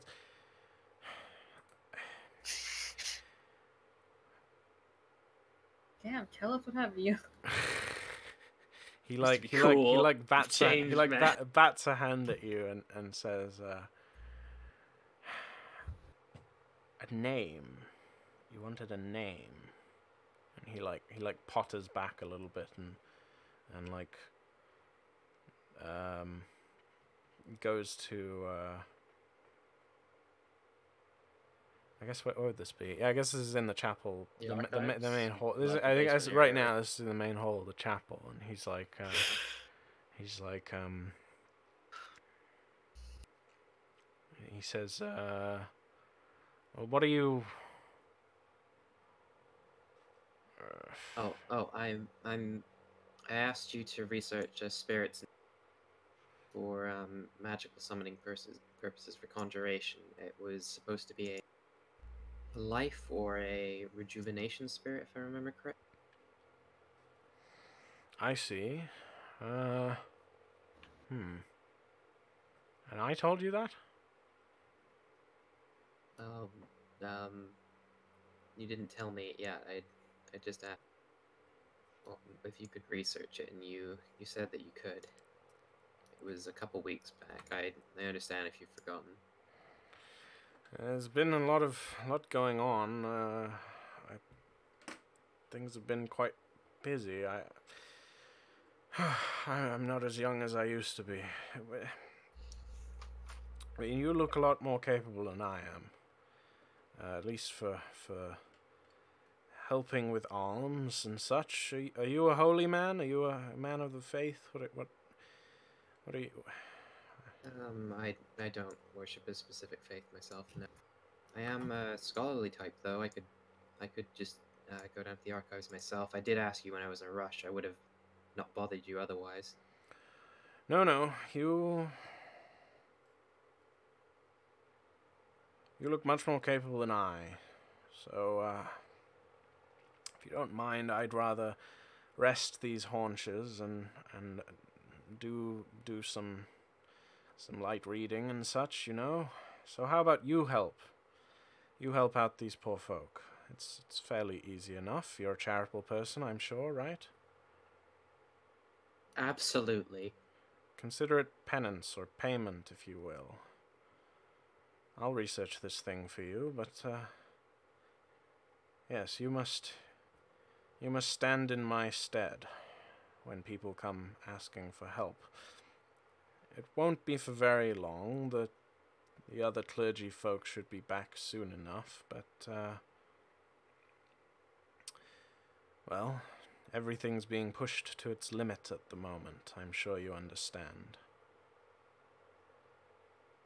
Yes, I do. I'd be happy to help. Excellent. And he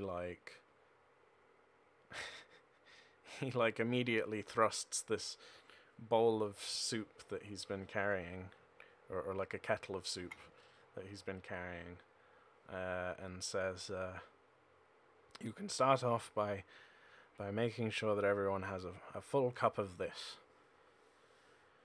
and I'll be down in the archives. Okay, I'll see you soon. All right. So, yeah, in a Astor's on soup duty. Yeah, you're on soup duty. In a mechanical sense, what that means is you'll have to devote some of your practice time during downtime to something related to helping these people. Okay. Instead of devoting it all to everything that you want to devote it to. You know what I mean? Yeah.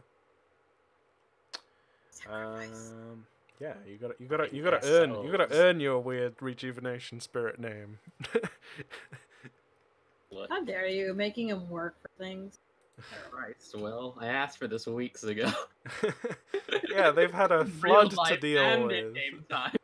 They've had a flood to deal with. I don't know if you've noticed. God, so selfish. Yeah. Dealing with their flood. Instead of my whimsical request.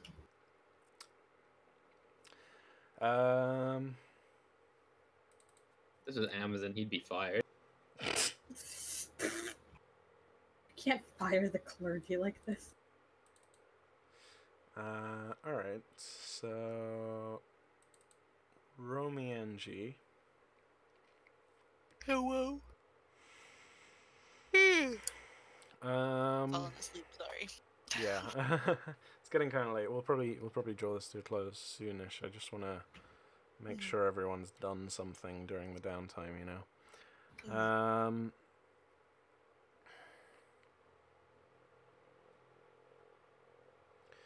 So you don't have a belief written about it, so we can hand wave over it, but presumably at some point you talk to the mayor. Yes. And tell Give her them. the money. Yeah. So you're carrying a load of funds still, aren't you? Like 1 cash die. No, No. the whole. The lump of silver. Yeah. Right. Also the Oh coins you right, picked up from the fountain. yeah. I have to All bring that the- to the mayor and be like, look what I found for the town. Yeah. Do you want to give that to them now, or because it'll probably affect. It might be worth writing a leaf about for next session, actually, because it would affect the townsfolk's kind of. Because, well, I don't know what you want, right? You were saying at one point that you want to convince the townsfolk that there's no treasure in the. I found the treasure. There's no the more dam. treasure. Right, yeah, that you found it all. This is it. And there's no more, so. So fuck off. Use this to help rebuild, but don't go looking for more. Yes. Right. Yeah. Okay. Yeah. There is no treasure up there. Winks. So yeah. Okay. Maybe that would be worth leaving till next session then, because it would probably be more dramatic to have the local baron or something show up at the same time and be like, snap. That's my treasure. Ain't your fucking treasure no more, you son of a bitch. Yeah. My land. It was yours before I took it, good sir. Yeah. Okay, so yeah, we'll leave that for next session, I think. Okay. So in the meantime then, do you want to try and dissuade Astor again? Because I don't think he's like fully convinced. No, he's not. Probably gonna make this difficult for you. Yes. It might be something to pursue over several sessions as well, actually. Right. I think I'm gonna follow him into the chapel. Yeah. Okay. So I guess you'll see the back end of that conversation with Talos, and then you see him start like handing out or pouring soup into people's cups. Right. So get your soup here, fresh hot soup. Soup time. Soup's up. I'm gonna approach him and ask about women and children first. Romienji, back on the line. You're not a child. That's what you think. Or a woman. That's what you think. Excuse me? We're learning things about Romienji we never thought. I'm a small girl child. Anyway, I am a young goblin girl. I'm a young little goblin girl. This is the voice I'm using. I don't know what you're talking about at this point. So please. Critical roll. Continue. It's fine. Okay. Right. So Romienji approaches and says, "I overheard part of your conversation with Tellus." Oh yeah, that was for the research for the spell. I'm trying to track. Right. I thought you were going to lay off magic for a little bit. Oh, I won't be casting anything. God, no. This is purely academical. I see. Are you positive that you're not going to try anything? I'm probably not going to be for a while unless I absolutely need to. Why? Well, Romienji thinks to himself. I just am. Roll insight? What's that mean? I'm just joking. Lie. Oh, okay. I haven't played a lot of D&D. Yeah. There's no insight here. Yeah, I didn't think so. There's no insight.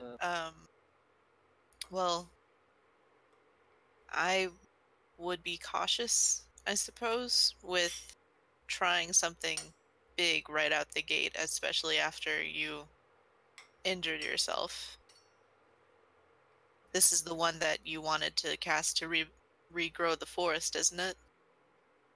Yes. Slight minor miracle, I'll admit.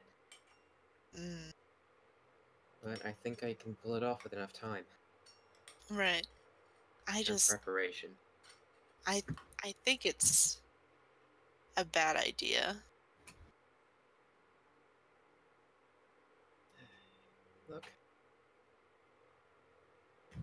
This isn't just about my guilt about burning down the forest anymore. When it happened, I felt awful. But it also gave me an idea. If I can regrow a forest, what else could I regrow? I know that Romienji, you were talking about how there'll probably not be enough food to go around soon. And while some things can be solved without magical means, other things require miracle.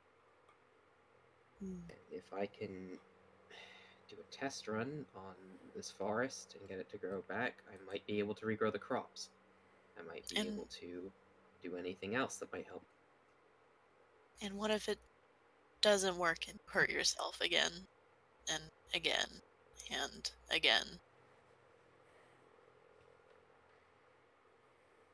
For this specific case, I don't see another option. We brought back enough money for the town to pay for provisions. I think that maybe starting out small, or maybe even just planting trees by hand, would be a better option.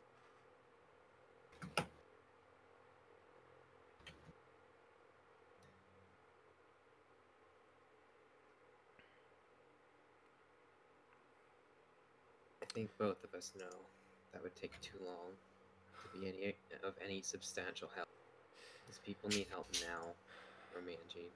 And I understand that you fear for both me and others while I'm using magic.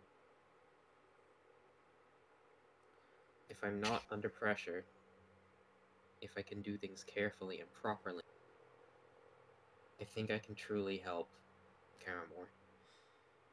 It's sounding like this could turn into a duel of wits. Maybe.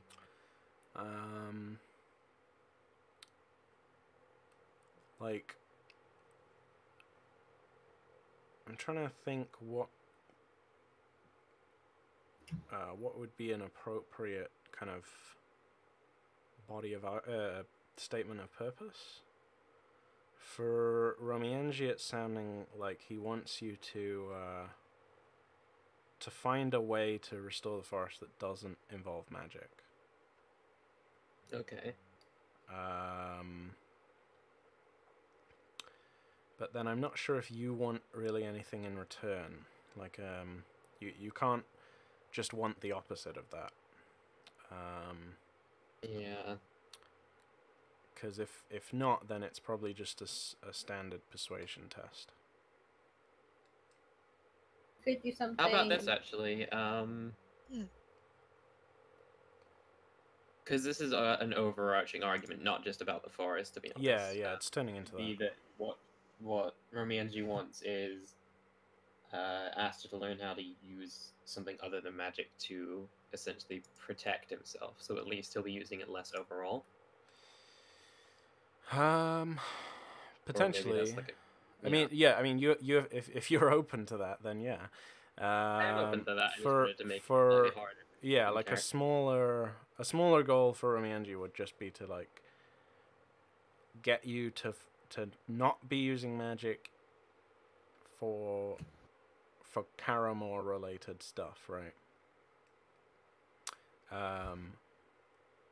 But yeah, a broader one, if Brian wants to angle for it, would be like stop relying so much on magic for everything. You just fucking like Ascended sight or something to look into someone's eyes. Yes, you have some kind of pimple, right?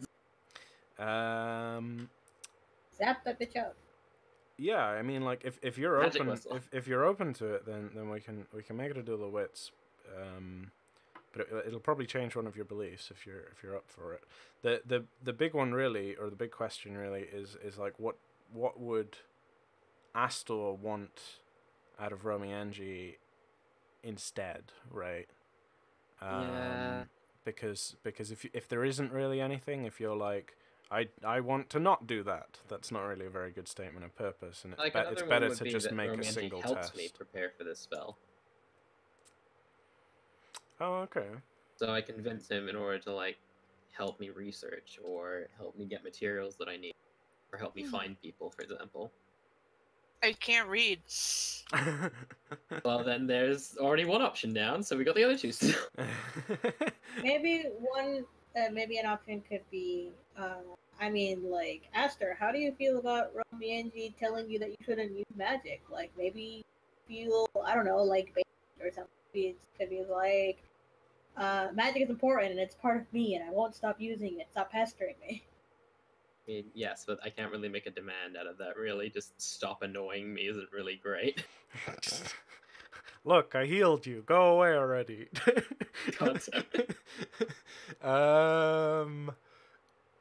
Catch these blessed hands. I mean, you could. Actually, let's check your beliefs, right? In times of yeah, my beliefs don't really. My first belief is the main one that would conflict with this, really. I don't see a lot, like the second and third ones, kind of, because it's all related to magic. Yeah. Like, the spell is just kind of a minor segment of this argument, but it's yeah. So if nothing is snapping to mind in terms of like, yeah, I want Romienji to do something instead, right? Then let's just make a normal test. If you're open to the idea of like Romienji genuinely convincing you to, let's say, not use magic to restore the forest. Does that sound reasonable? And is that what you want, Romienji? I mean, basically, or it's mostly like learn something else besides magic to do stuff. Okay. Don't rely on it so much. Actually, yeah, that's what your belief says. So. Yeah. So if the results of this test, if successful, would be to say like make Astor maybe change an instinct to be like, if I can not use magic to resolve a problem, then don't. Right. Or rather, then do not do magic. Thanks, Phil. Do not do it. Yes, you know what I mean. Do not do magic unless necessary. If a situation arises in which I could use magic to resolve the problem, don't. Yeah, no, that's not what I want. Or don't use magic unless necessary. Yeah, that would be the instinct, presumably. Yeah. I don't know what that would knock out. Probably my literacy one. Yeah, probably. It's giving me passive tests. Oh yeah, what do I do about that for downtime? Never mind we'll figure that out in a minute. It'll basically be you'll have an extra week, I guess, of downtime to mark for reading or something. Well, I'm open to basically. Are you open to that as a success consequence for Romienji's persuasion test, which he will probably fail, considering that he doesn't know persuasion? I don't have persuasion.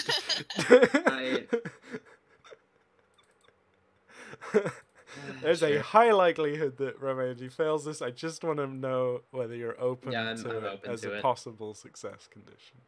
I'm open to that as a possible success condition. Okay, cool. Yeah, because this is the new rule for in Burning Will Revised is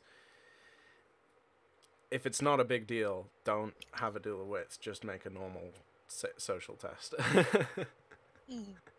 Or if both sides don't have something to get out of it, then just make a normal social test. which I think is pretty good advice.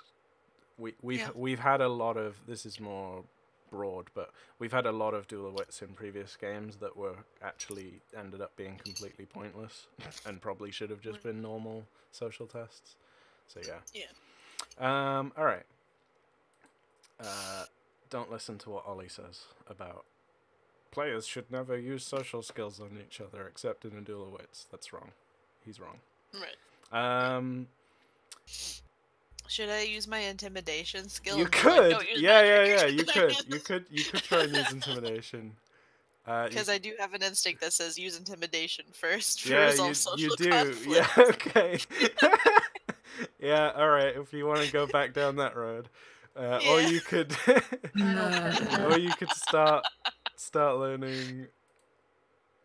I mean, yeah, you're gonna be at -2 dice and +1 orb no matter what. So yeah. It's up to you, really. It's more how do you flavor this and what do you want to test in, because whatever it is, it'll probably be difficult or challenging, and you need routines for intimidation. Right. So you're probably better off trying to learn a new skill. Persuasion. Right. Yeah. Okay. Because you might end up clocking a will test instead. Right. Okay. Yeah. So failing it. So what skill do you want to test? And what do you say to test it? Should I? Well, I'm learning soothing platitudes already. So maybe be like, you've already done a lot to try and help Kara more going on this adventure to the dam and bringing back money and supplies to help the citizens. I don't think that growing back the forest is something that you need to worry about. Karamor will survive.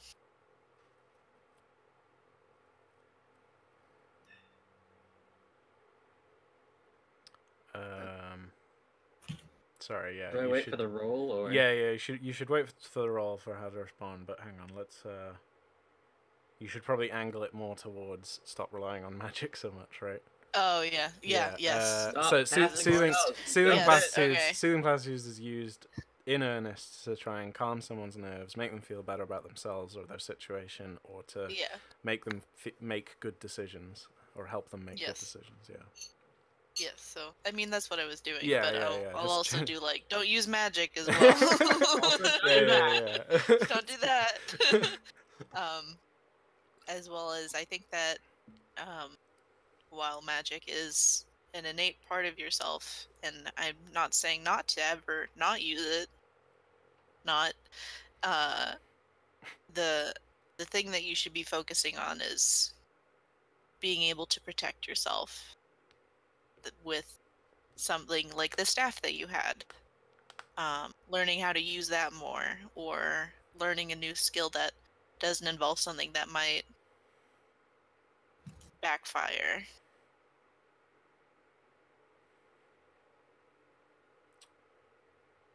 Yeah.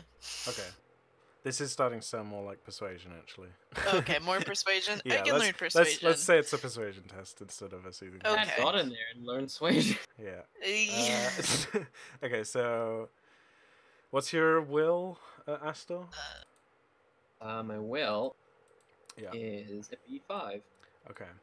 Do you want to reduce that by any amount, or do you want to hit Romienji with the full 5? What do you think, Will? The full 5? Okay. Full 5. Alright, is persuasion and will? Yeah, so I think you've already started learning it. Oh, did I? Oh, I did. You started learning it twice, apparently. Oh, twice right. now. Oh, okay. You Let me delete just it. that. Delete that. How do I get rid of this? If you click on modify, and then there's a delete button. Oh, I see. Yeah. Okay. Okay. I mean, it'll be a challenging will test anyway, so there's probably... Yeah.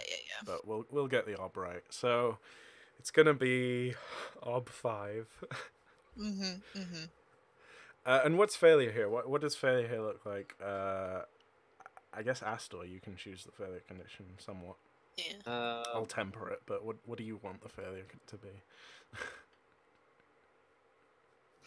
This gives me so many choices. Don't spend it all in one place. Yeah. I can let the suspense build, apparently. In the meantime, do you want to spend any Arta? nah. Okay. So in the macro, it's ob 5 with no additional complications. Right. Okay. It'll be like ob 11 because you're also wounded. It's definitely gonna be a challenging will test. I think it's actually easier to summon God. He's not persuaded at all. Okay, I'm back. Hello. All right. What's failure for me? I think failure for this specific situation would be, first of all, he isn't persuaded by you saying that, oh, you should try and learn something outside of magic. And second, he's a little offended. He's a little offended? Yeah, just like a little bit, deep down. Deep down, but he doesn't say it. No one believes in his magic. Astor will remember that. It's like that. That's just like on a soul level. Yeah. Or here's a question. Would you like to be persuaded that I don't roll and just like come to a conclusion naturally?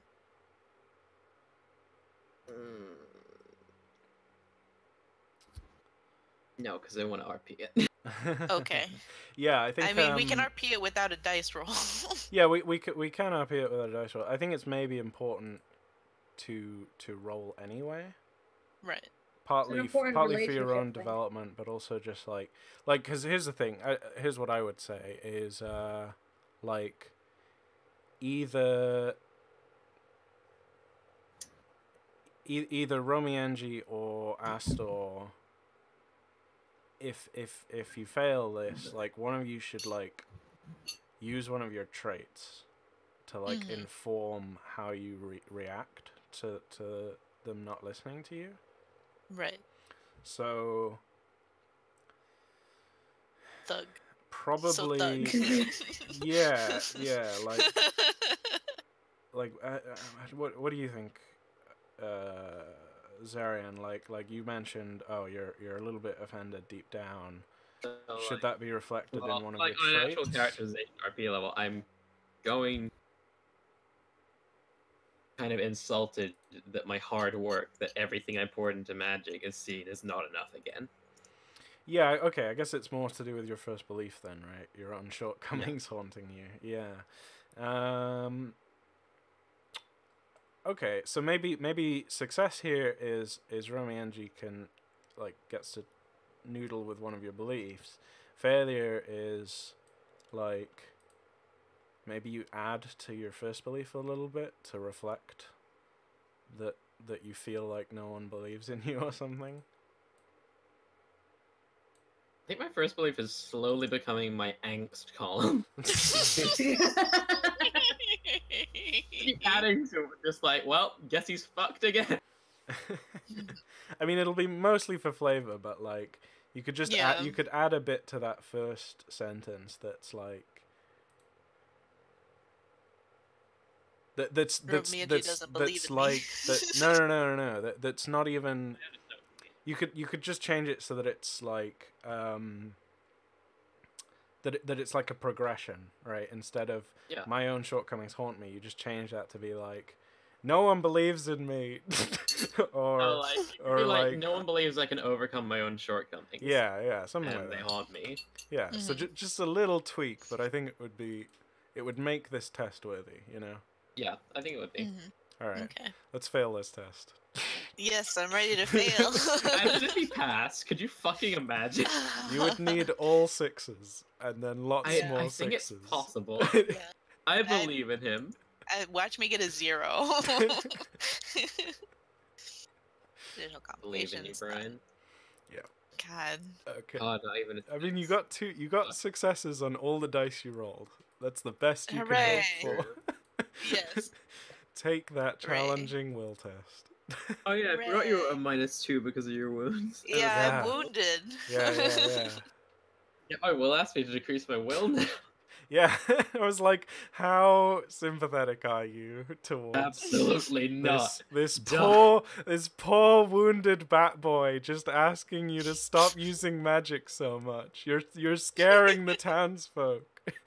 You're like, no, I am the powerful wizard.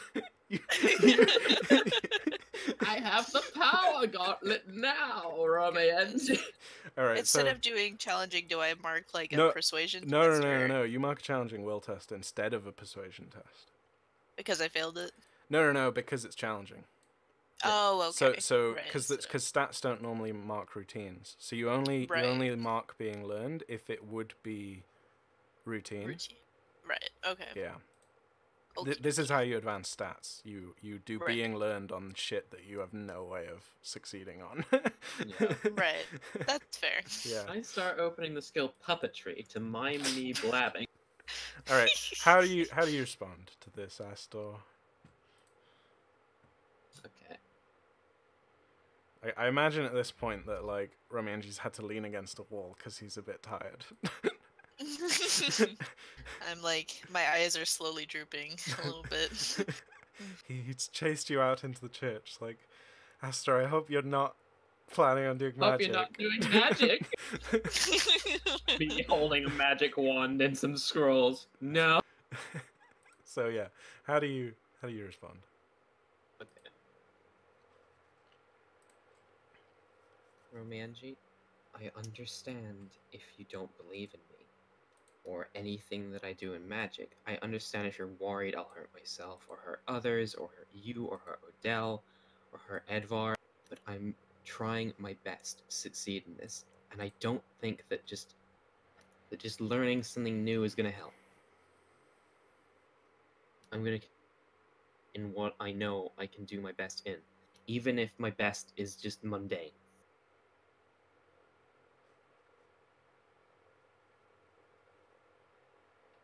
Well, I'm sorry you feel that way, but I think this is what's best for the town.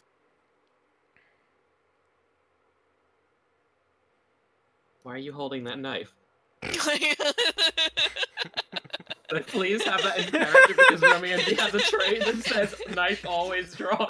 It says I have my dagger on me, not that it's drawn. It's like, this is what's best for the town. Stabs. At 2. At 2, Romienji. At 2.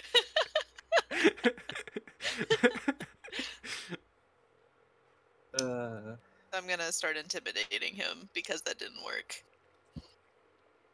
Even though I'm super wounded. Like when a drunk person tries to throw a snow punch at you. Yeah.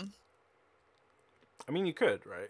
Your instinct says, I don't think there'd be a test, but your instinct says resolve social conflicts with intimidation.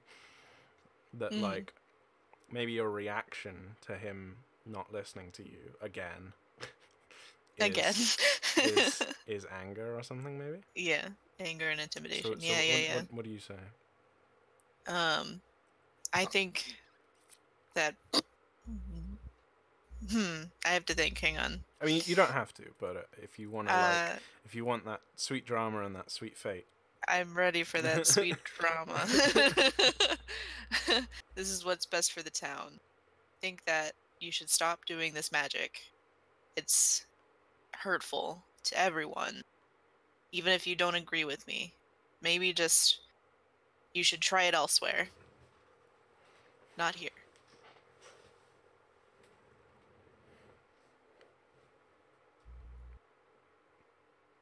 Yeah, well.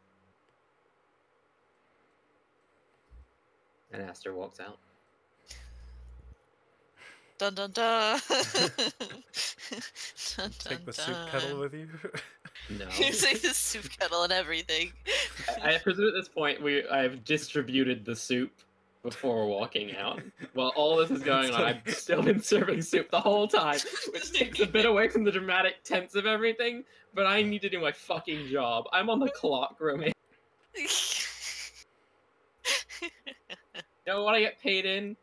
Names. Don't even get paid in money.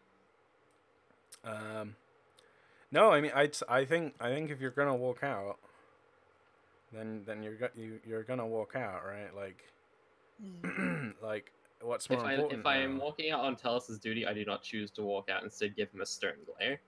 Because I don't want to walk out on Tellus's duty.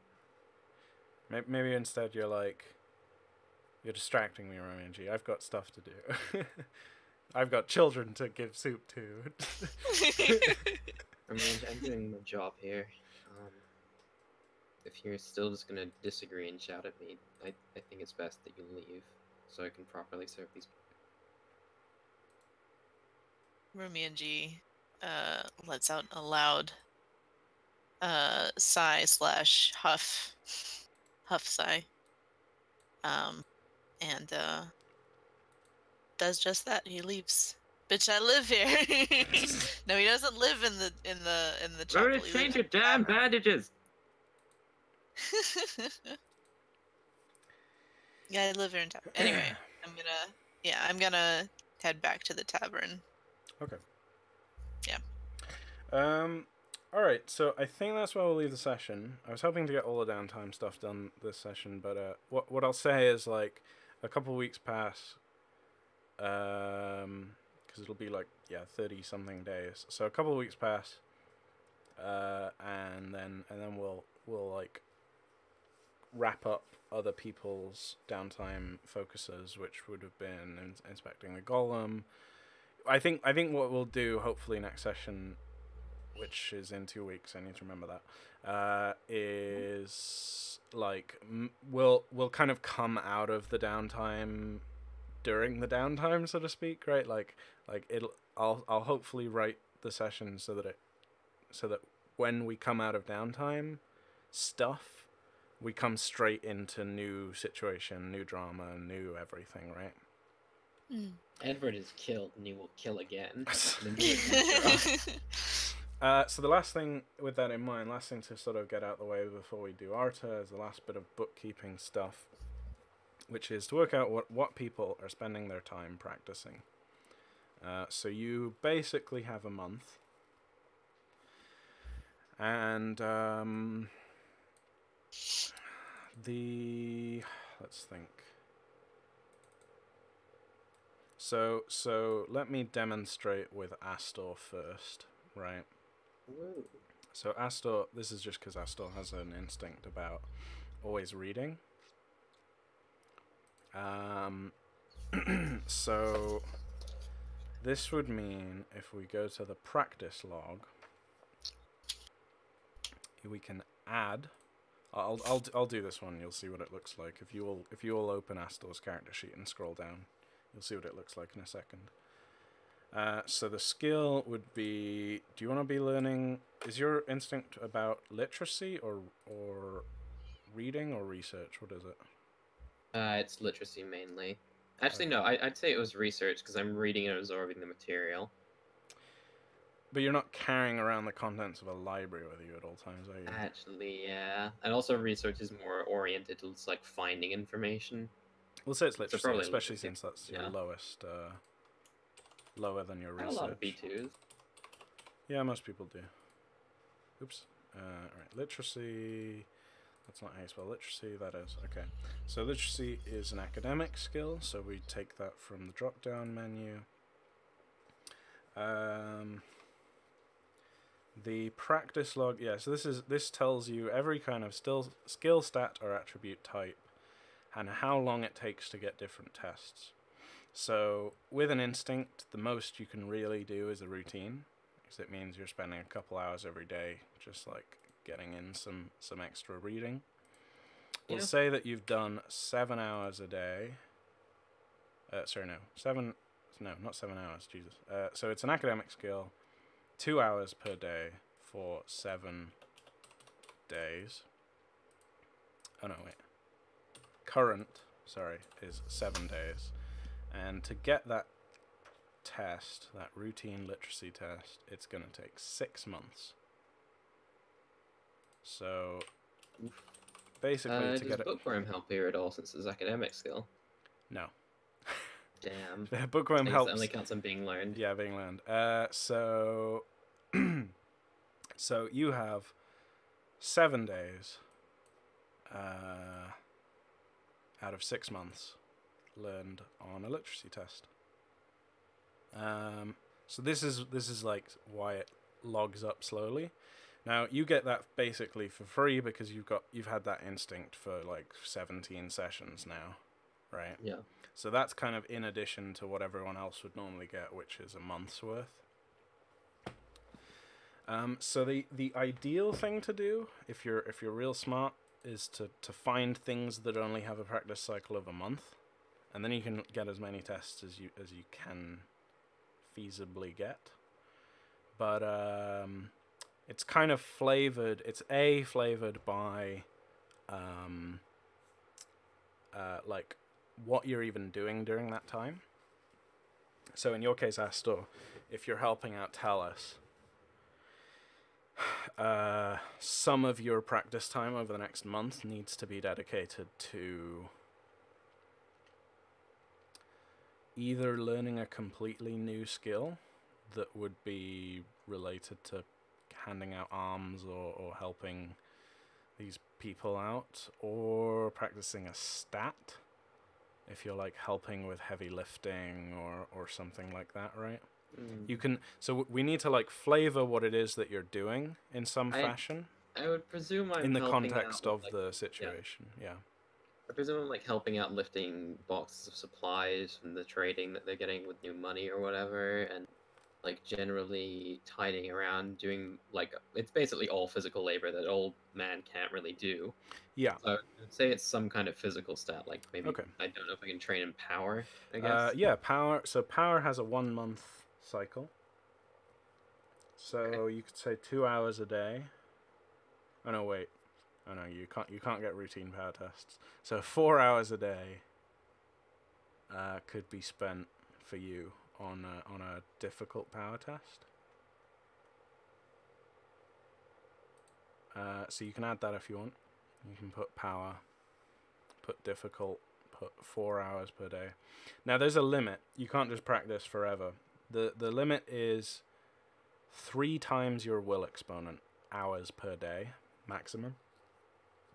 So for Astor, that's 15 hours a day maximum, and the absolute maximum is 20 hours a day. And if you do spend 20 hours a day practicing all day, every day, then you'll start incurring like fort tests for sleep deprivation.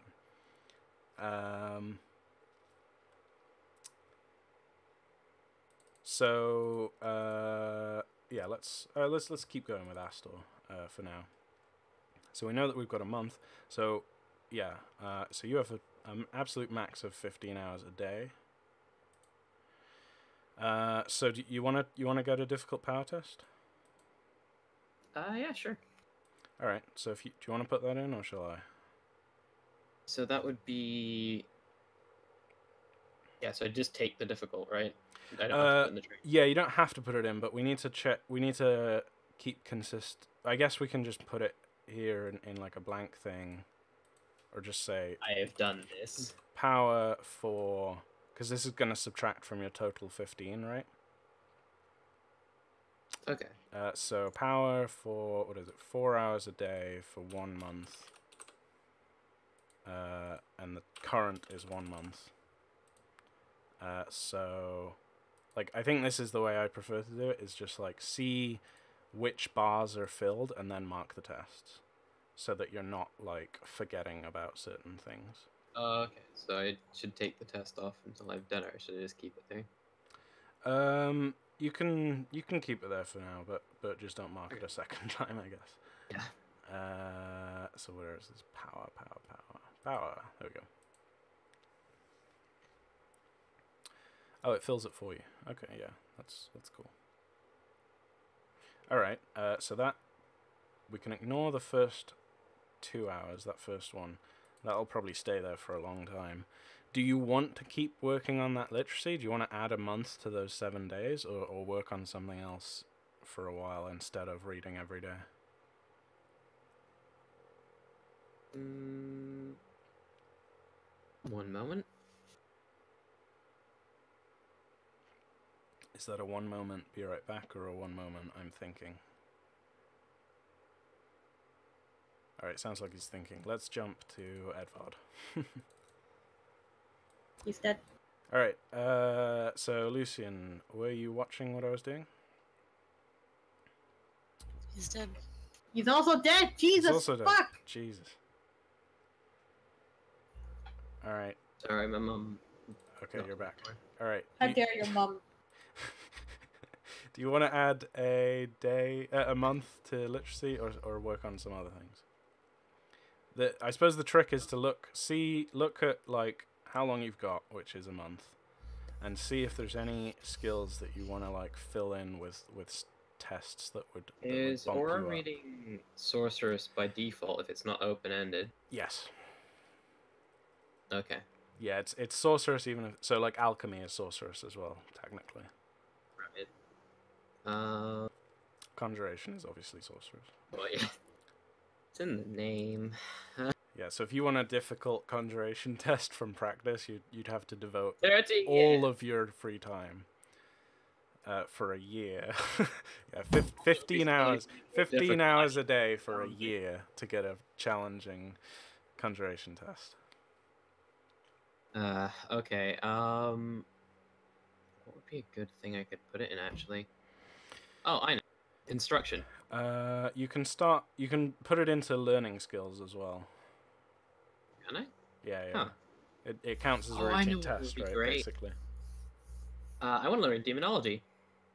Okay. So that's start learning demonology, right? Yeah. Okay, that's academic, I'm pretty sure. Yep, which means So bookworm applies. Yeah, it'll apply in terms of how many tests you need total.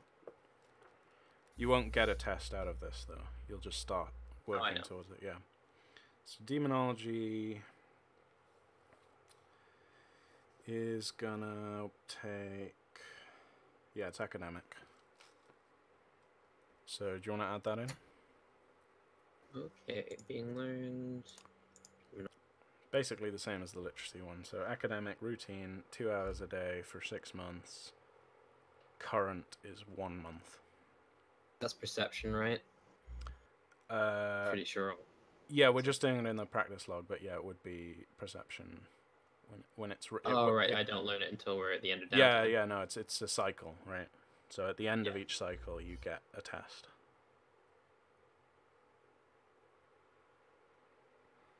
So do you want to add that on the 1 month. 2 hours. Current 1 month. And 2 hours. 2 hours a day. Academic. It should auto-correct to 6 months. That's weird. Huh. So I put current as 1 month, right? Oh, there we go. Now it's changed. Yeah, it auto updates the time taken based on the skill type. But yeah, you can put current to 1 month. Okay, there we go. And I don't keep it in my being learned, so I should delete that. I mean, you can keep it there because you might get a normal demonology test, right? At some point, it just won't have any tests. It won't have any tests logged in it until you actually make a test, right? But you can I suppose, you can keep it there with nothing logged in it, just as a reminder, like, oh yeah, I want to learn demonology. Why do I have sleight of hand with nothing in it?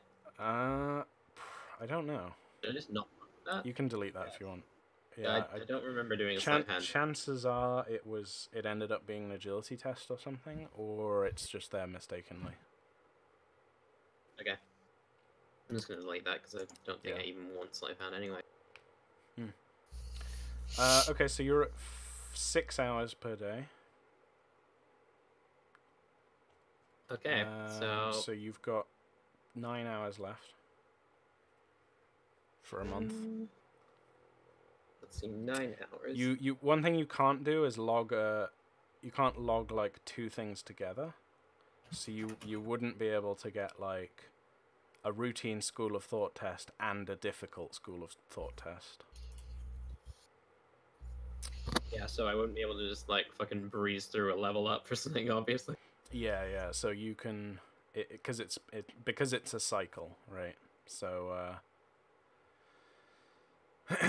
so you could, let's see, you're 1 ugly truth test away from dinging that, and that's a social skill which has a month. I might be able to learn ugly truth in like character sense of things. No, you have ugly truth. Oh no, I know, but like as in getting a routine test on it in like a way that makes sense. Being like, okay, I'm among the people of the town, and I've like seen the ugly truth of like famine and like drought and whatnot, and like all the horrible stuff that's happened. Well, not drought. Well, actually, I mean, we could again, like, it needs to be somewhat contextual, but I think we've just found our context with the last scene, right? Like, you spend portions of the month arguing with Romienji repeatedly on this topic, right? Mm-hmm. And you keep trying to be like, no, Romienji, it's pointless. Like, magic is the a phase, Romienji. Yeah, or magic is. Yeah, I mean, 2 hours a day for a month would be exhausting. So maybe eventually you start yelling at the townsfolk instead. But like, You're that fucking dumbass guard, Romienji. Little shit keeps telling me I shouldn't do magic. Slop some soup in their bowl. What do you think, Gregor? Stop trying with your problems.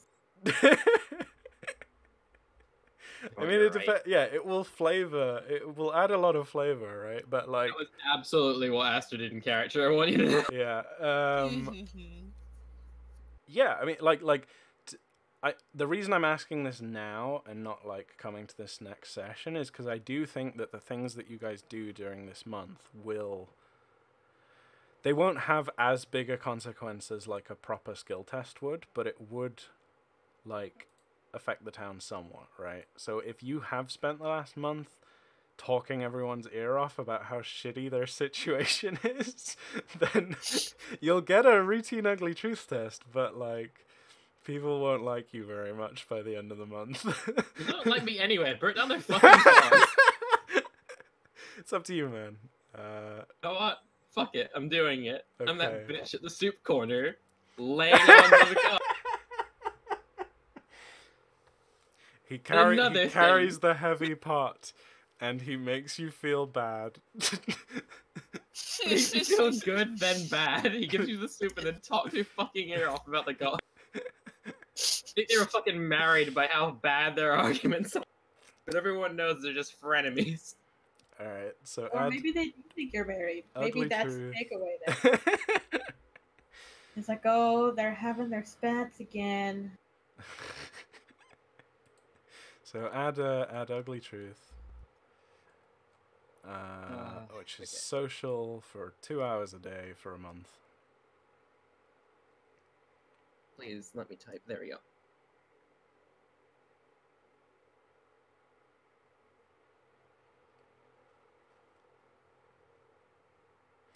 Routine for 2 hours a day, and one.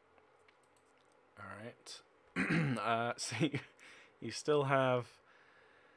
And now, bear in mind, like, there's 20 hours in a day.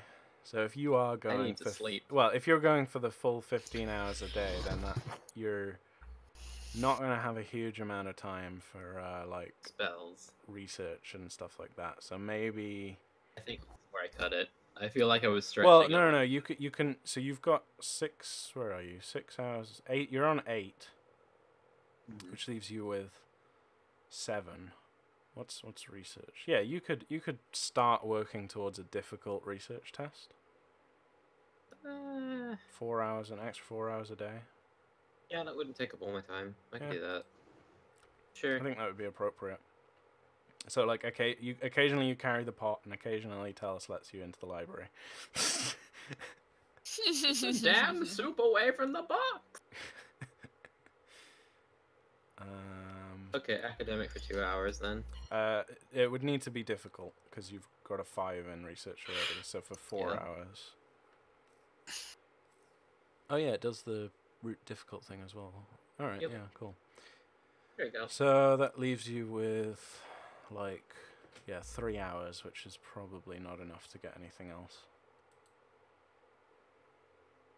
Without really pushing it. Yeah.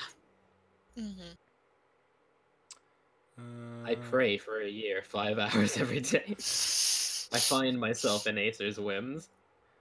But you can practice steel? Yeah. Wow, I thought steel was the one thing you couldn't practice. Huh.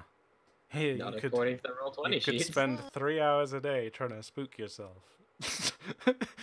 Like you have permanent hiccups and you're just asking people to scream at you. I mean, actually, let's think about this, right? Like you're learning some deep dark secrets about demons and stuff, right? Like maybe that's unpleasant. You could squeeze in a month towards a difficult steel test if you wanted. Let me check something in my steel because this might be good and it might be bad. No, it's not really worth it. I just leveled up my steel, so I've got nothing in it, and I feel like I can use those hours for other things if I really need to. I mean, these are the rules. Like 15 hours is kind of the limit. 5 hours sleep a day is rough. Oh no, I know. So it's up to you how much you want to push it. I think I should stop here. Okay. Specifically because I know you're still uncertain about like how you want things like spells sustainers to work, and I kind of want to maybe push that next session if you're happy with it at that point. If not, I'll just leave it again. We'll see. Yeah.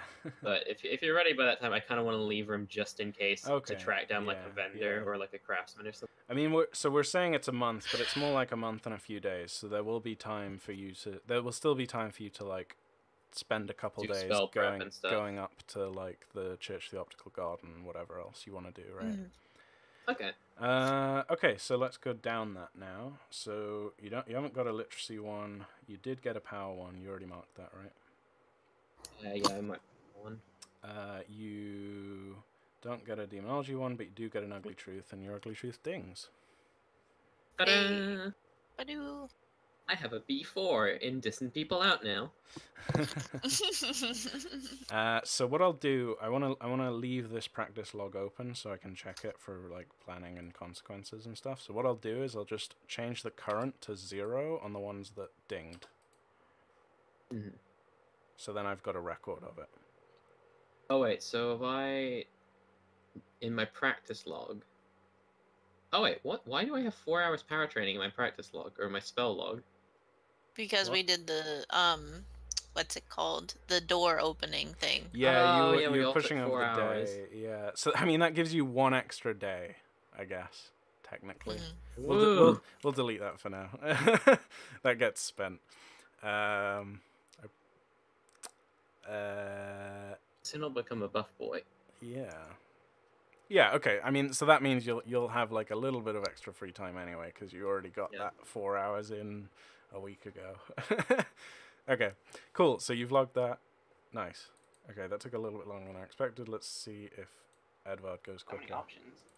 There are a lot of options, and this is the first time for everyone except Jen. So whilst I'm doing Edvard, Romienji and Odelle have a think about what you want to get practice login. Hopefully you understand how it works now. Mm-hmm. Lucian, you there? Yep, I'm here. Cool. All right. What do you want to practice? You've basically got a month. I can't open a new skill to practice, right? Yeah, you can. You can start learning. Okay. You can start learning new stuff. You can start putting aptitude in for stuff that you're already learning. I wanted to start learning munition. Oh, I thought you were going to say bows.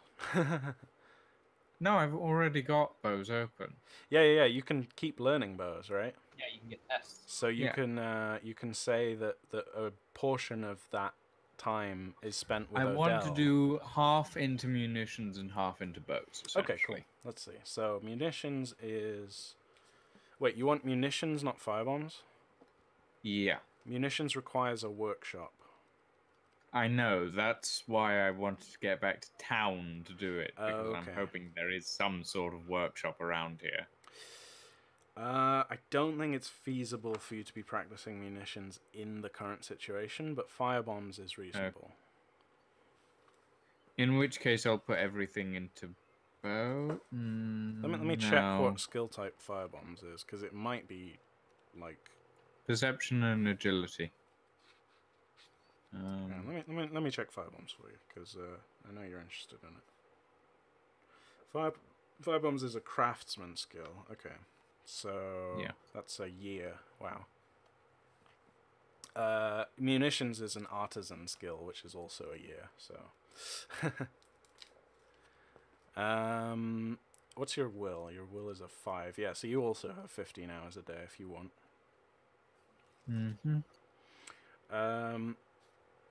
All right. Let's get the first one down. So what do you want? Firebombs, bows. Bows is definitely something that I want to practice. Okay, so bows with Jen's assistance, as it were. Yeah. So bows is martial. Oh, actually, I guess this is a point, right? So Jen, you could also log some time in bows, as like you like helping out Edvard, or Edvard can basically just be going off on his own trying to learn how to use a bow. Would he have an easier time if I helped him? Not really. It would just be like flavorful for you and him to be spending time together. How much time were you thinking of devoting to bows? Oops. For him, it would be 2 hours a day.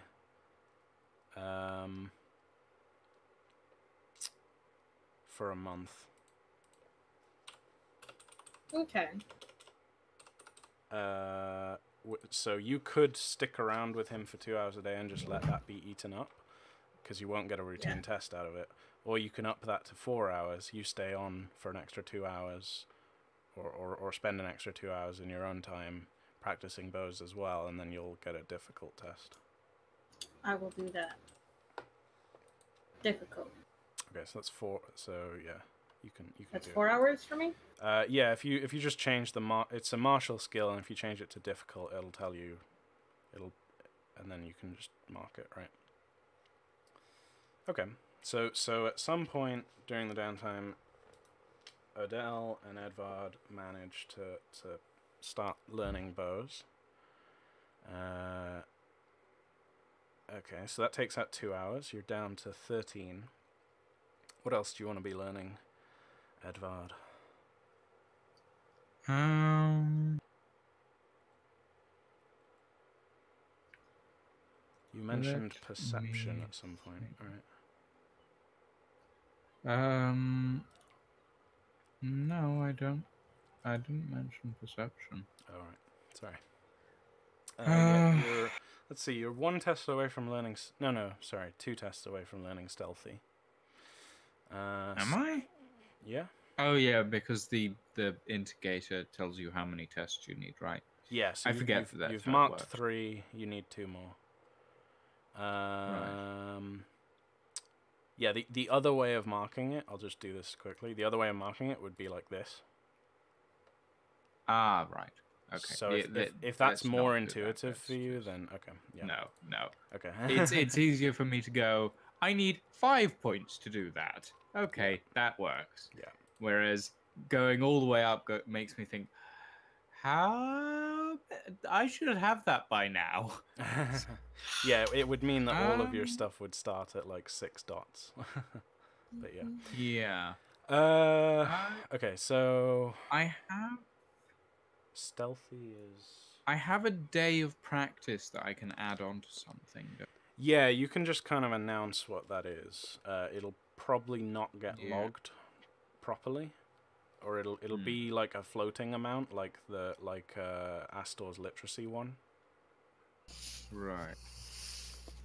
Then again, the full practice time allowance is 38 days, so you could say a month.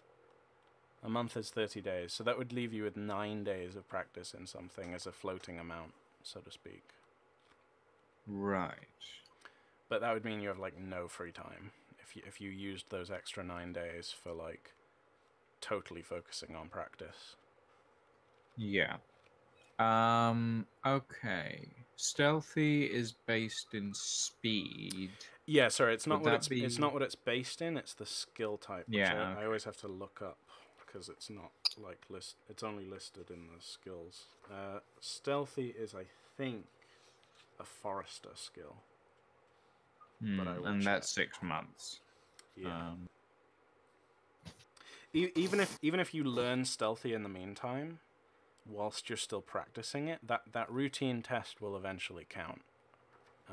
Because the stealthy will open at a B3. So unless you're practicing for so long that you manage to up your thing to a B5 before you even manage to log a single routine test with practice, then it will always matter eventually. Okay.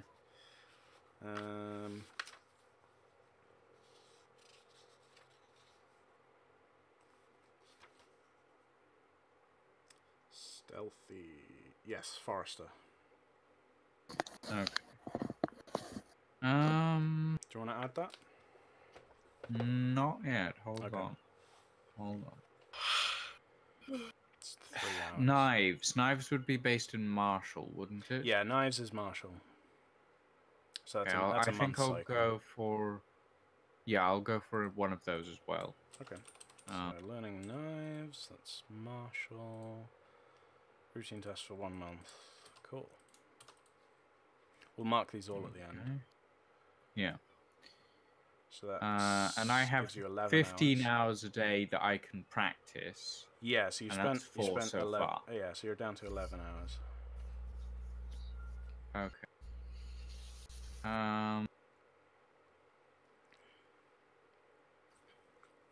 What would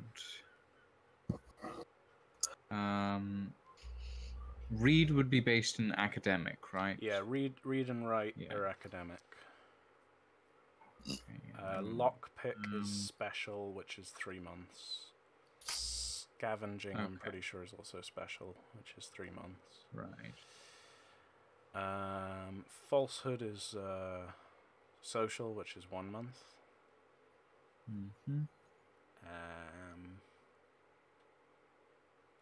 Yeah, and inconspicuous is social, which is 1 month. So you could work towards a routine inconspicuous test. I think I will do that.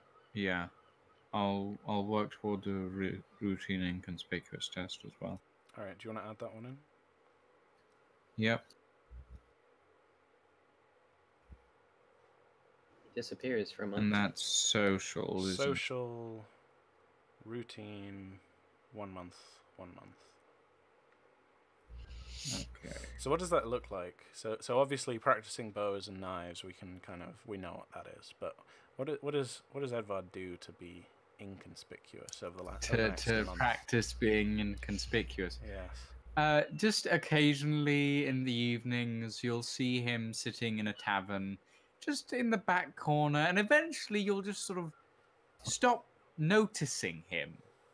And like a couple of hours later, he'll just get up and walk out, and you'll go, wait, he was still there? Why has that man painted himself to look like the texture of the wall? What the fuck's wrong with him? Why is that man wearing grey on grey curtains? Inspector Clouseau, how has the weather been? Oh, God. But yeah, it's essentially like the idea that he's going to be there, and you might notice him at first, but eventually you'll just stop noticing him until he moves again, sort of thing. Let's see, you're you're 2 difficult tests away from leveling speed. Speed but speed requires 3 months. Yeah, so you'd be a third of a way to a difficult speed test. Yeah. I'm not really all that. I do want to... I mean, power might be a good choice for you. Like I want to do a Astor. power one. Yeah, because that's your lowest stat. Yeah. And that's that would 1 be month for 4 hours. Yeah, so that would bring me up to 10 hours so far. yeah, you're counting up. I'm counting down. Oh, right. Sorry. So that's 10 hours. Yeah. Yeah. Yeah, I'll do that. So 1 difficult power test. Okay. Essentially. I think it's just power in the drop-down menu. So, yeah. I'll just do it double because that makes sense. Power, to me. power. It's cool. So that leaves you with 5 hours. You could become faithful. In a year? Yes. No, I'm joking. Steal? You keep wanting for steal tests, even though you don't need them. No, I don't particularly need them, do I? No, but you're always disappointed when you don't get them because your steal is too high. Yeah, I mean, I guess. Let me see what else I could maybe spend this on. What is disguise based in? I think it's special, but I'll double check. Special again. Okay. Calligraphy would be academic. Yes. Forgery? That might be artisan. I will check, yeah. Disguise is special. Forgery is...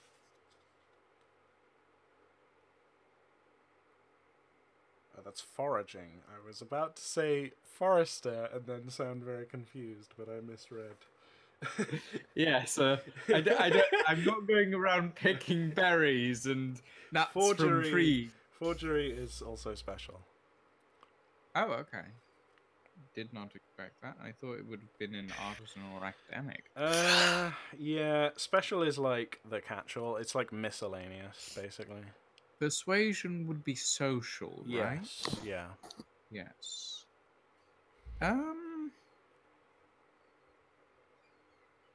As is falsehood.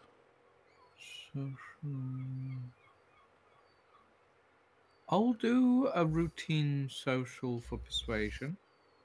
All right. So that's another 2 hours a day. Yep. Which brings you up to 12. What does that look like?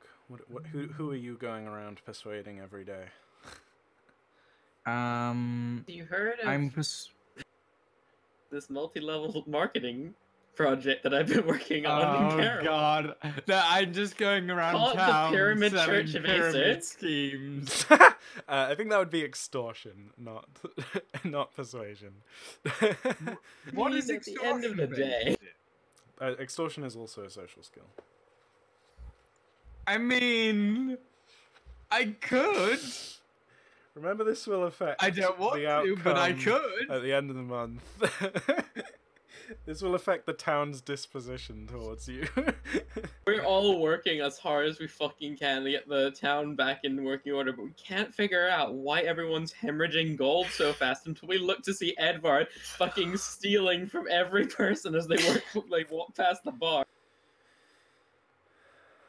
I mean, persuasion could be used in a multitude of situations throughout my time there, so...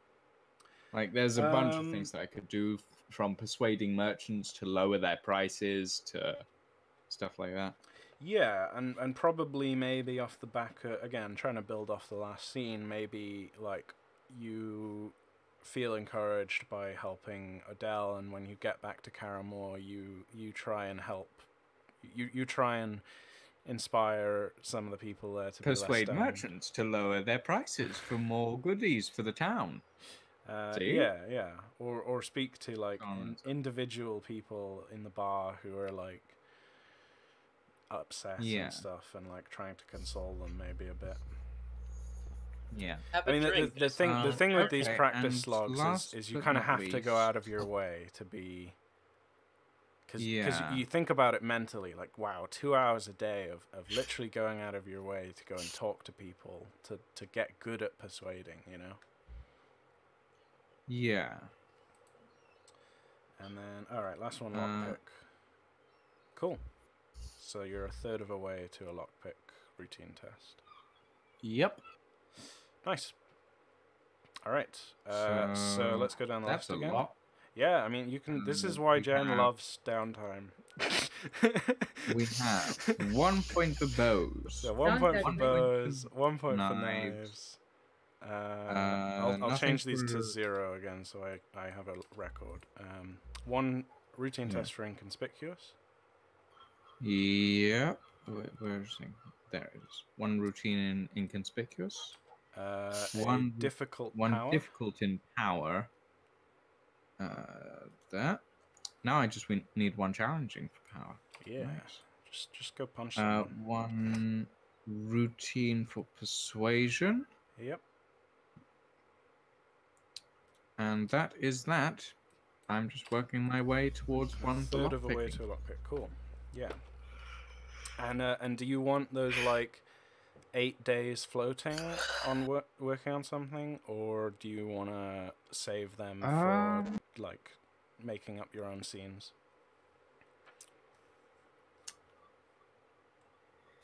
What could I really put those into is the thing.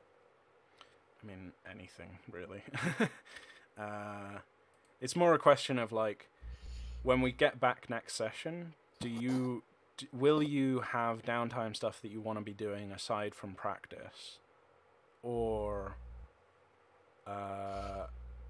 like are there any scenes that you want to frame? Which I guess, in a way, we'll see that a little bit with the bows practice. So you've kind of got that covered already. Like you'll get a scene with Odelle because you will have been spending 2 hours with her every day. I think I want a right? scene with the lockpick practice as well. Okay, yeah. So I guess add 7 days to the. Sorry, is that what you mean? Like you want to focus on lockpicking? Yes. Yeah, okay. Yeah. So you'll leave those days floating. So yeah, just put 1 month and 7 days on the lockpicking one then. 1 month, 7 days, and 2 hours, because I already have 2 hours practice in lockpicking as well. Oh yeah, from wow, yeah. I mean, maybe change it to 1M, 7D, 2H if you want. Yeah, that works. And we'll delete the 1 day of practice TBA. And that leaves you with like 1 day free, if you really want to use it for something. Oh, I also have those 4 hours of power practice. You didn't get those. Oh no, yeah, you did. What? Yeah, sorry. Yeah, I did. did. Yeah, sorry. You could. I got those from bashing down a door with Romienji. Yeah, sorry, I forgot about that. Okay, yeah, so they can go. They can go into your. There we go. We'll stick those there. Well, instead it would free up a day from the original month, right?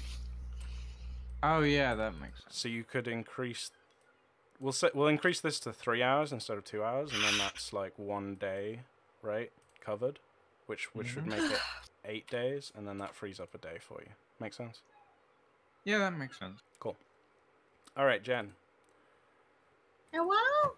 What are you practicing? Well, I also have 4 hours of power. That I have from before. Right. Do you? Yeah, it was from when we did the table thing. Remember? We all table to the door. Into the door to break it down, but it didn't work. We still got the power test for it. It's Yeah. something you just deleted from mine. Mm-hmm. I thought because it like counted in. No, it was. I thought it was when you went your separate ways, and you tried to knock down that door again. Yeah. I didn't have you do a thing. I just said mark practice instead, right? I was like. No, you just said it takes some time, but you managed to undo the door. Yeah, that's what I mean. Lulu broke it down.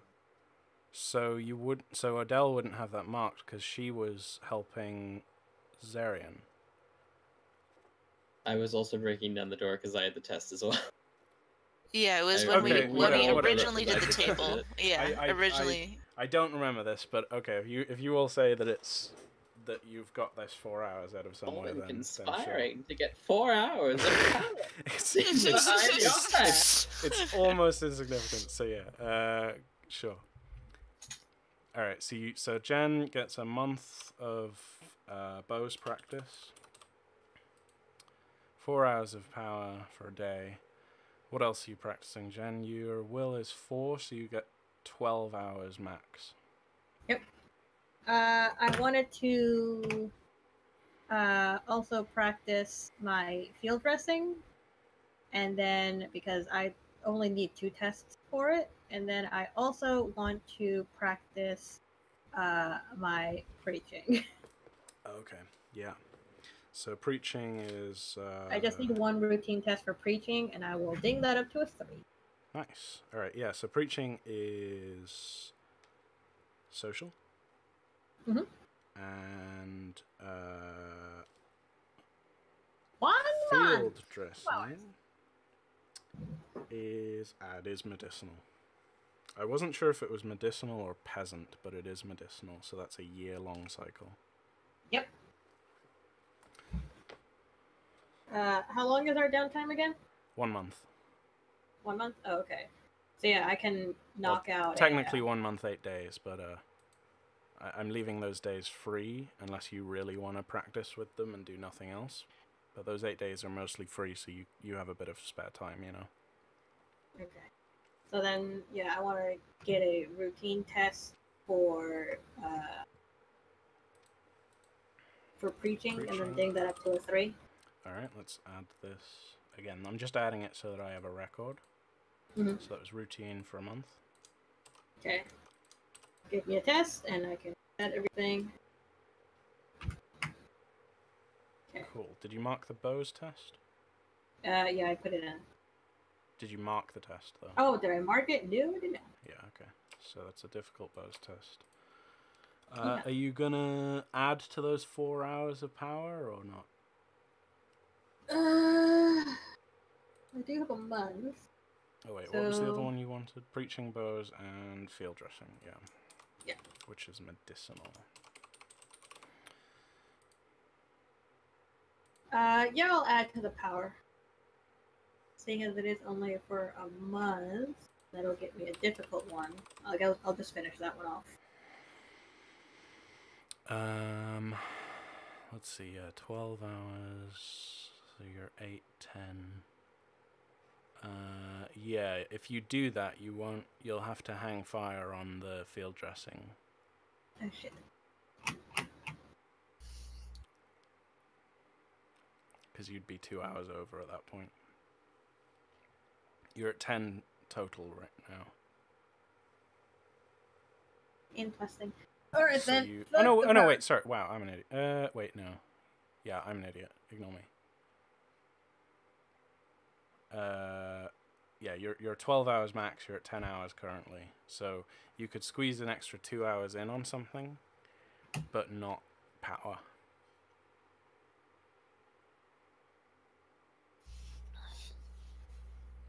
What is...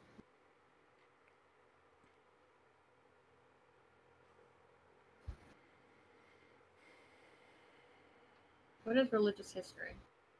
It's academic? Academic.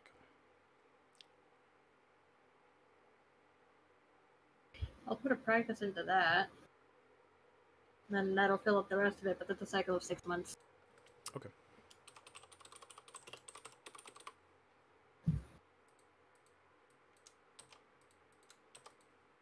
Cool.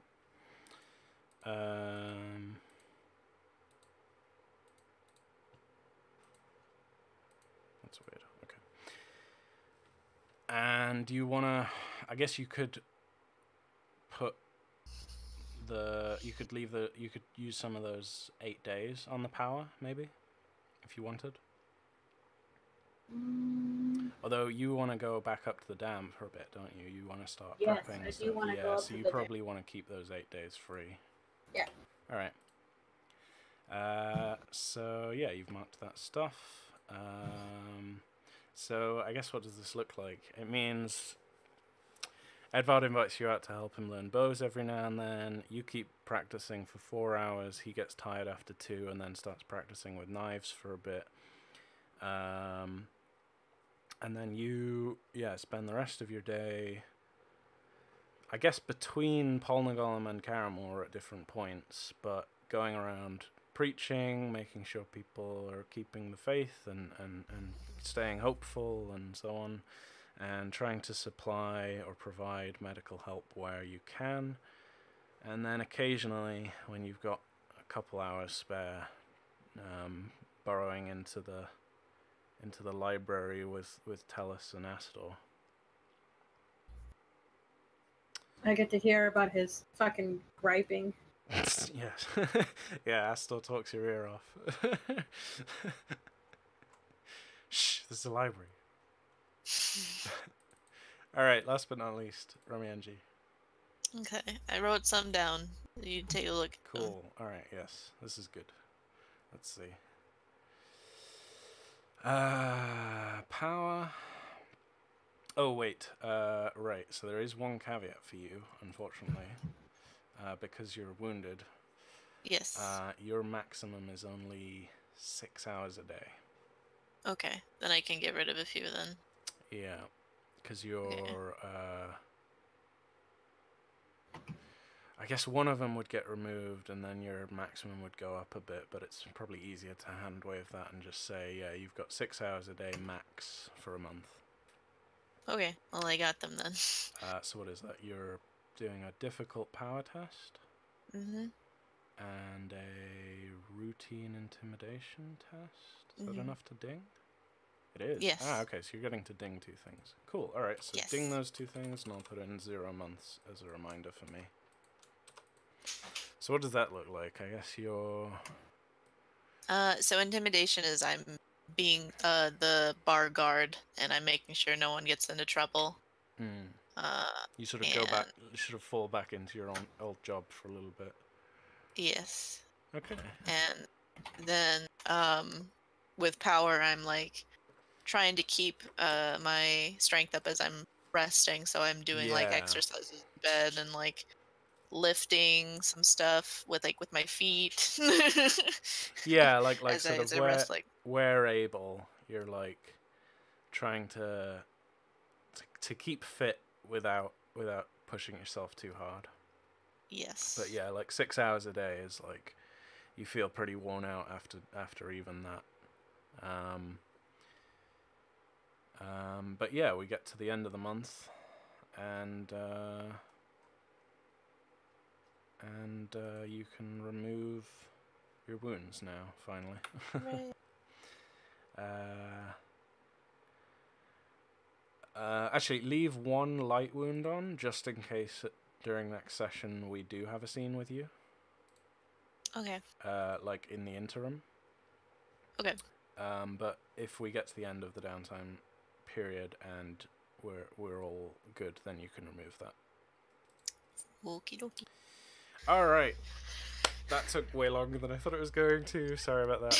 But so, like, practice log is one of those weird bookkeeping things that you only do very occasionally, and you always have to remember and look up how to do it. But it's a great way to log tests, especially for things that you're really close to leveling up. So yeah, cool. Wow, you're at a B6 power now. I'm a powerful boy. Yeah. Powerful boy. I just want to point this out. Like, this means your superb hit with your knives is a B10. Nice. Right. Yeah. You can murder someone with that, Kelu. Stop playing your knife skills earlier. He really fucking meant it, huh? I'll do what's best for the town.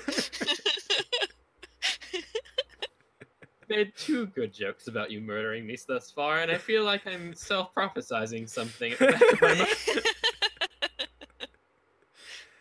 Okay, Arthur, real quick. Let's try and keep this quicker than we normally do, especially because it's downtime. All right, so belief 1. I will give you dreams next session. I know I told you that last session, but I forgot. Okay, that's fine. Belief 2, you tried. I tried. Take a Can fate. I get a fate for that? Take a fate. Okay. Belief 3 will come to that trying. next session, hopefully. Are you giving up on Belief 2, or are you going to keep pushing Astor? I want to keep pushing Astor. Okay, I don't know if it'll work. You might need to find a new angle to come at him from, Right. or something, yeah. Yeah. I don't think your instincts really got you in trouble. You didn't push the third one as hard as I was hoping you'd push it. Right. But I didn't yell at him and take out my knife.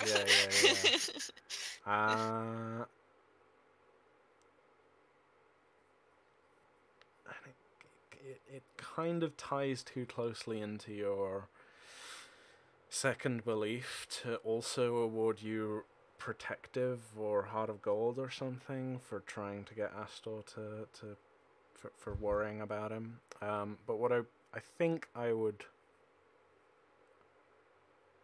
like to give you a persona for role-playing. Oh. If everyone else is happy with that. Yeah. I think Jen's speech was the role-playing one this session, wasn't it? Didn't you give it out to them? She got an advantage dice for the speech. Oh, wait, that was it. Sorry, yeah. I know what I'm about, son. Her speech was pretty good. I don't know. I enjoyed Romienji's. Yeah, Romienji's like actual like role-playing was good. Like between case, between the wounded scene and the scene in the church, like Romienji knows what he's about. Okay, so one fate, one persona. Yeah. Okay. Cool. Cool. Odelle. I'm apparently going up the list now. What kind of crazy change is this? I know, right?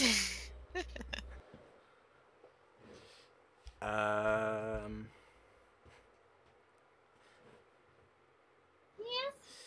Let's see. So number 1, we'll probably get to that next session. Number 2. I have indeed practiced my physical healing skills. Yeah. I would say that one is done. I'm gonna say fate because it was done during downtime. Boo! You told us the right beliefs about downtime. Well, in terms of it was done literally as practice. Okay.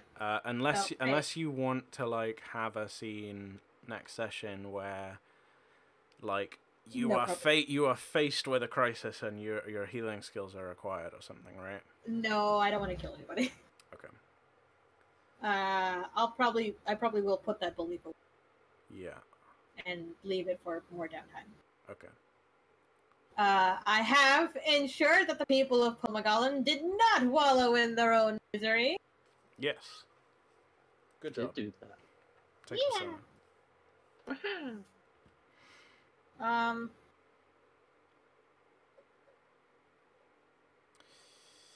I guess number 4 comes into number 3, so. Yeah. Traits. Does me offering a bottle of wine for improper? Is that how I was thinking more righteous or something. Righteous? Okay. Yeah. Isn't that sort of double dipping for belief number 3? Had you only got fate for belief 3, then yeah.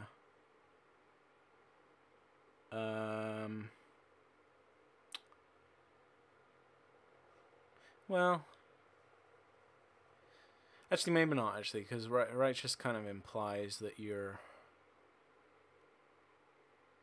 Well, I don't know. I suddenly feel less strongly about it. Though I'm not sure why. What do other people think? I think Jen should get.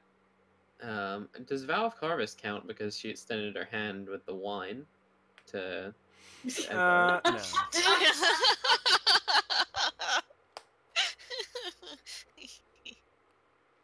Because I can't remember what that was for, and I remember like she got it for giving supplies to. That was Lolva. I mean that had the consequence of like Odelle literally doesn't have any rations right now. Yeah, but this doesn't have a consequence, so it's not really. Yeah. Well.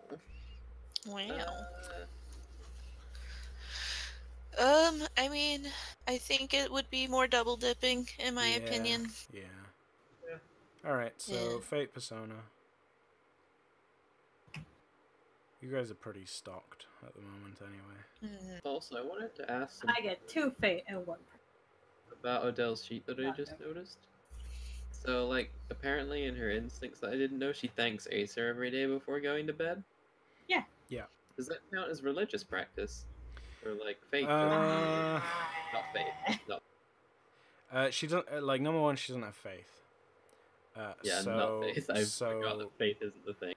At best, it would... Yeah, no, I don't know what it would be. More likely, it would be working towards getting a trait rather than counting as practice for something. Oh, right? Okay. Yeah. I was just wondering. Okay. But yeah. Fate and Persona. Yep.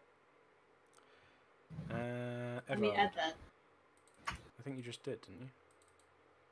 No. No? Oh, okay, no. Never mind. Edvard. Yep. Would you still like a separate scene of like role playing with you and Odelle whilst practicing archery, or yes, because okay. I do want to get a persona for that because it's been there for 8. Yeah, that's fair. Okay, so take a fate just for the practice time.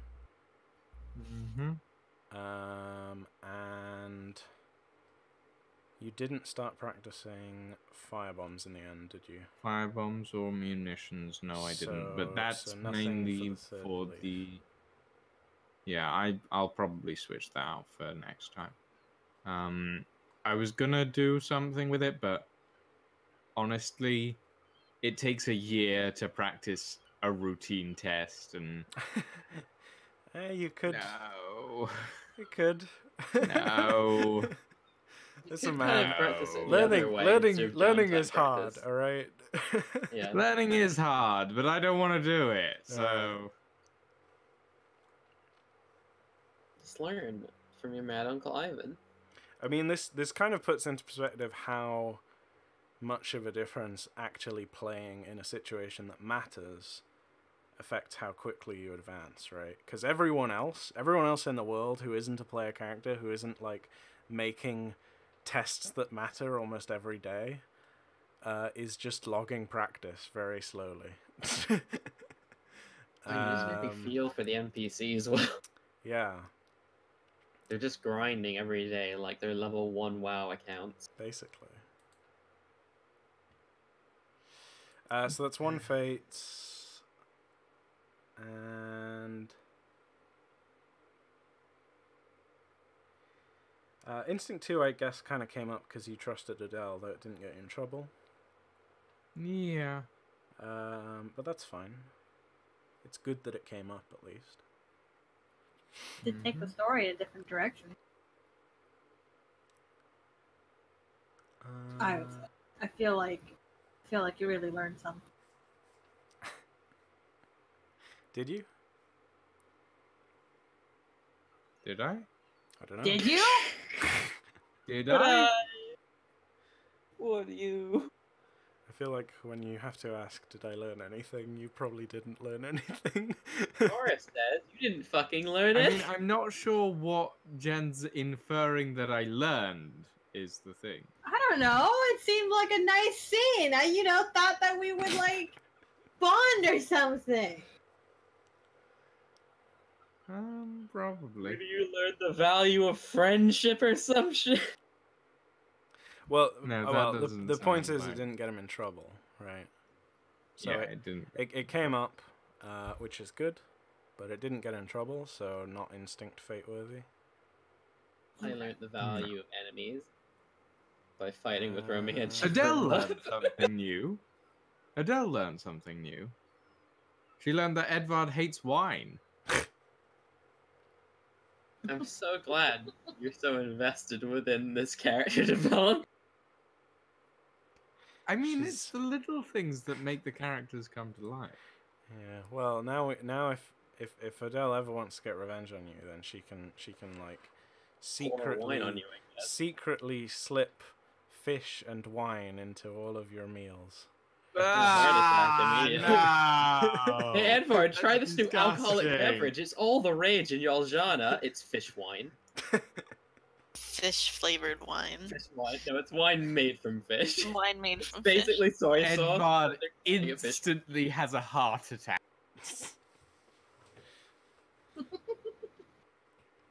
Hey, they call this new drink fine. Oh, what does it stand for? Fish wine. Goodness. What you drinking? Oh, just fish wine, you know.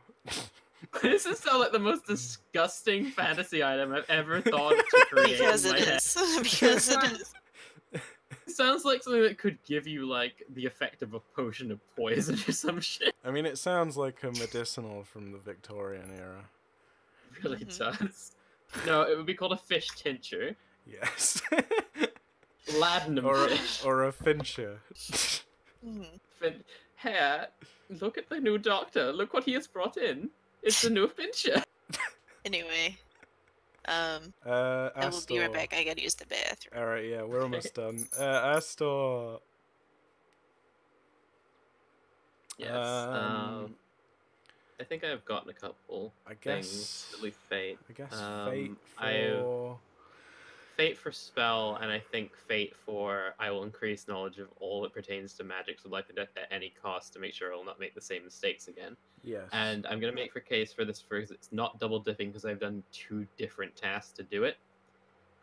So I've done Romienji's thing, like with the argument of that, so I've completely disregarded him and kind of like his opinion to do the first one, and for the second one I'm helping Tellus. Yeah. Third one obviously doesn't apply yet. What was another thing? 2 fate. Instinct 2 I think I triggered, but didn't get me in trouble. I did Instinct 3 last session for Mage Sense, didn't I? Yeah. And I don't think it would count as trouble for like recovery time because it's not really trouble. No. Let's see. Hard working got me in trouble actually with Romienji. Yeah. That was the thing he was like arguing. Yeah, I guess so. Yeah. You didn't spill enough soup on the children. Are you handing out the soup? You could be talking to me and arguing with me. I need to distribute the soup, Romeo. This is my fucking job now. I know you've had one job your whole life, but I've switched careers recently. I'm soup. God. I'm on a new You told me to do something aside from magic. Guess what I'm fucking doing? And I'm tearing you down with me. I told everyone this damn town about your shenanigans, keeping me as a fucking slave for 3 days. What was that about? Around you, refugees and children just stare aghast as you rant on, and Romienji is just looking around like, what the fuck have I got myself into? What the fuck have I got myself into? Romienji just fucking yells back, "You burnt down the forest!" Oh, boo fucking who!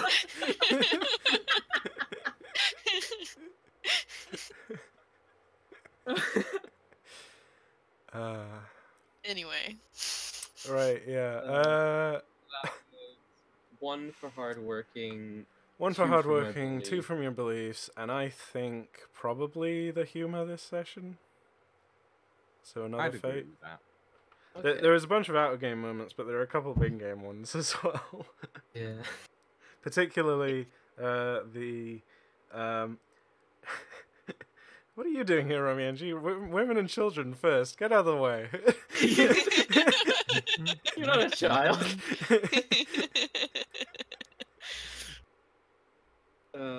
I will accept this graciously. Alright, that puts you at what? Fucking 21 21. fate? I hit I did it! Uh... I said I would eventually. I hit 21 fate. Please fucking spend your fate. I have been every opportunity. Spend it more! On what? anything.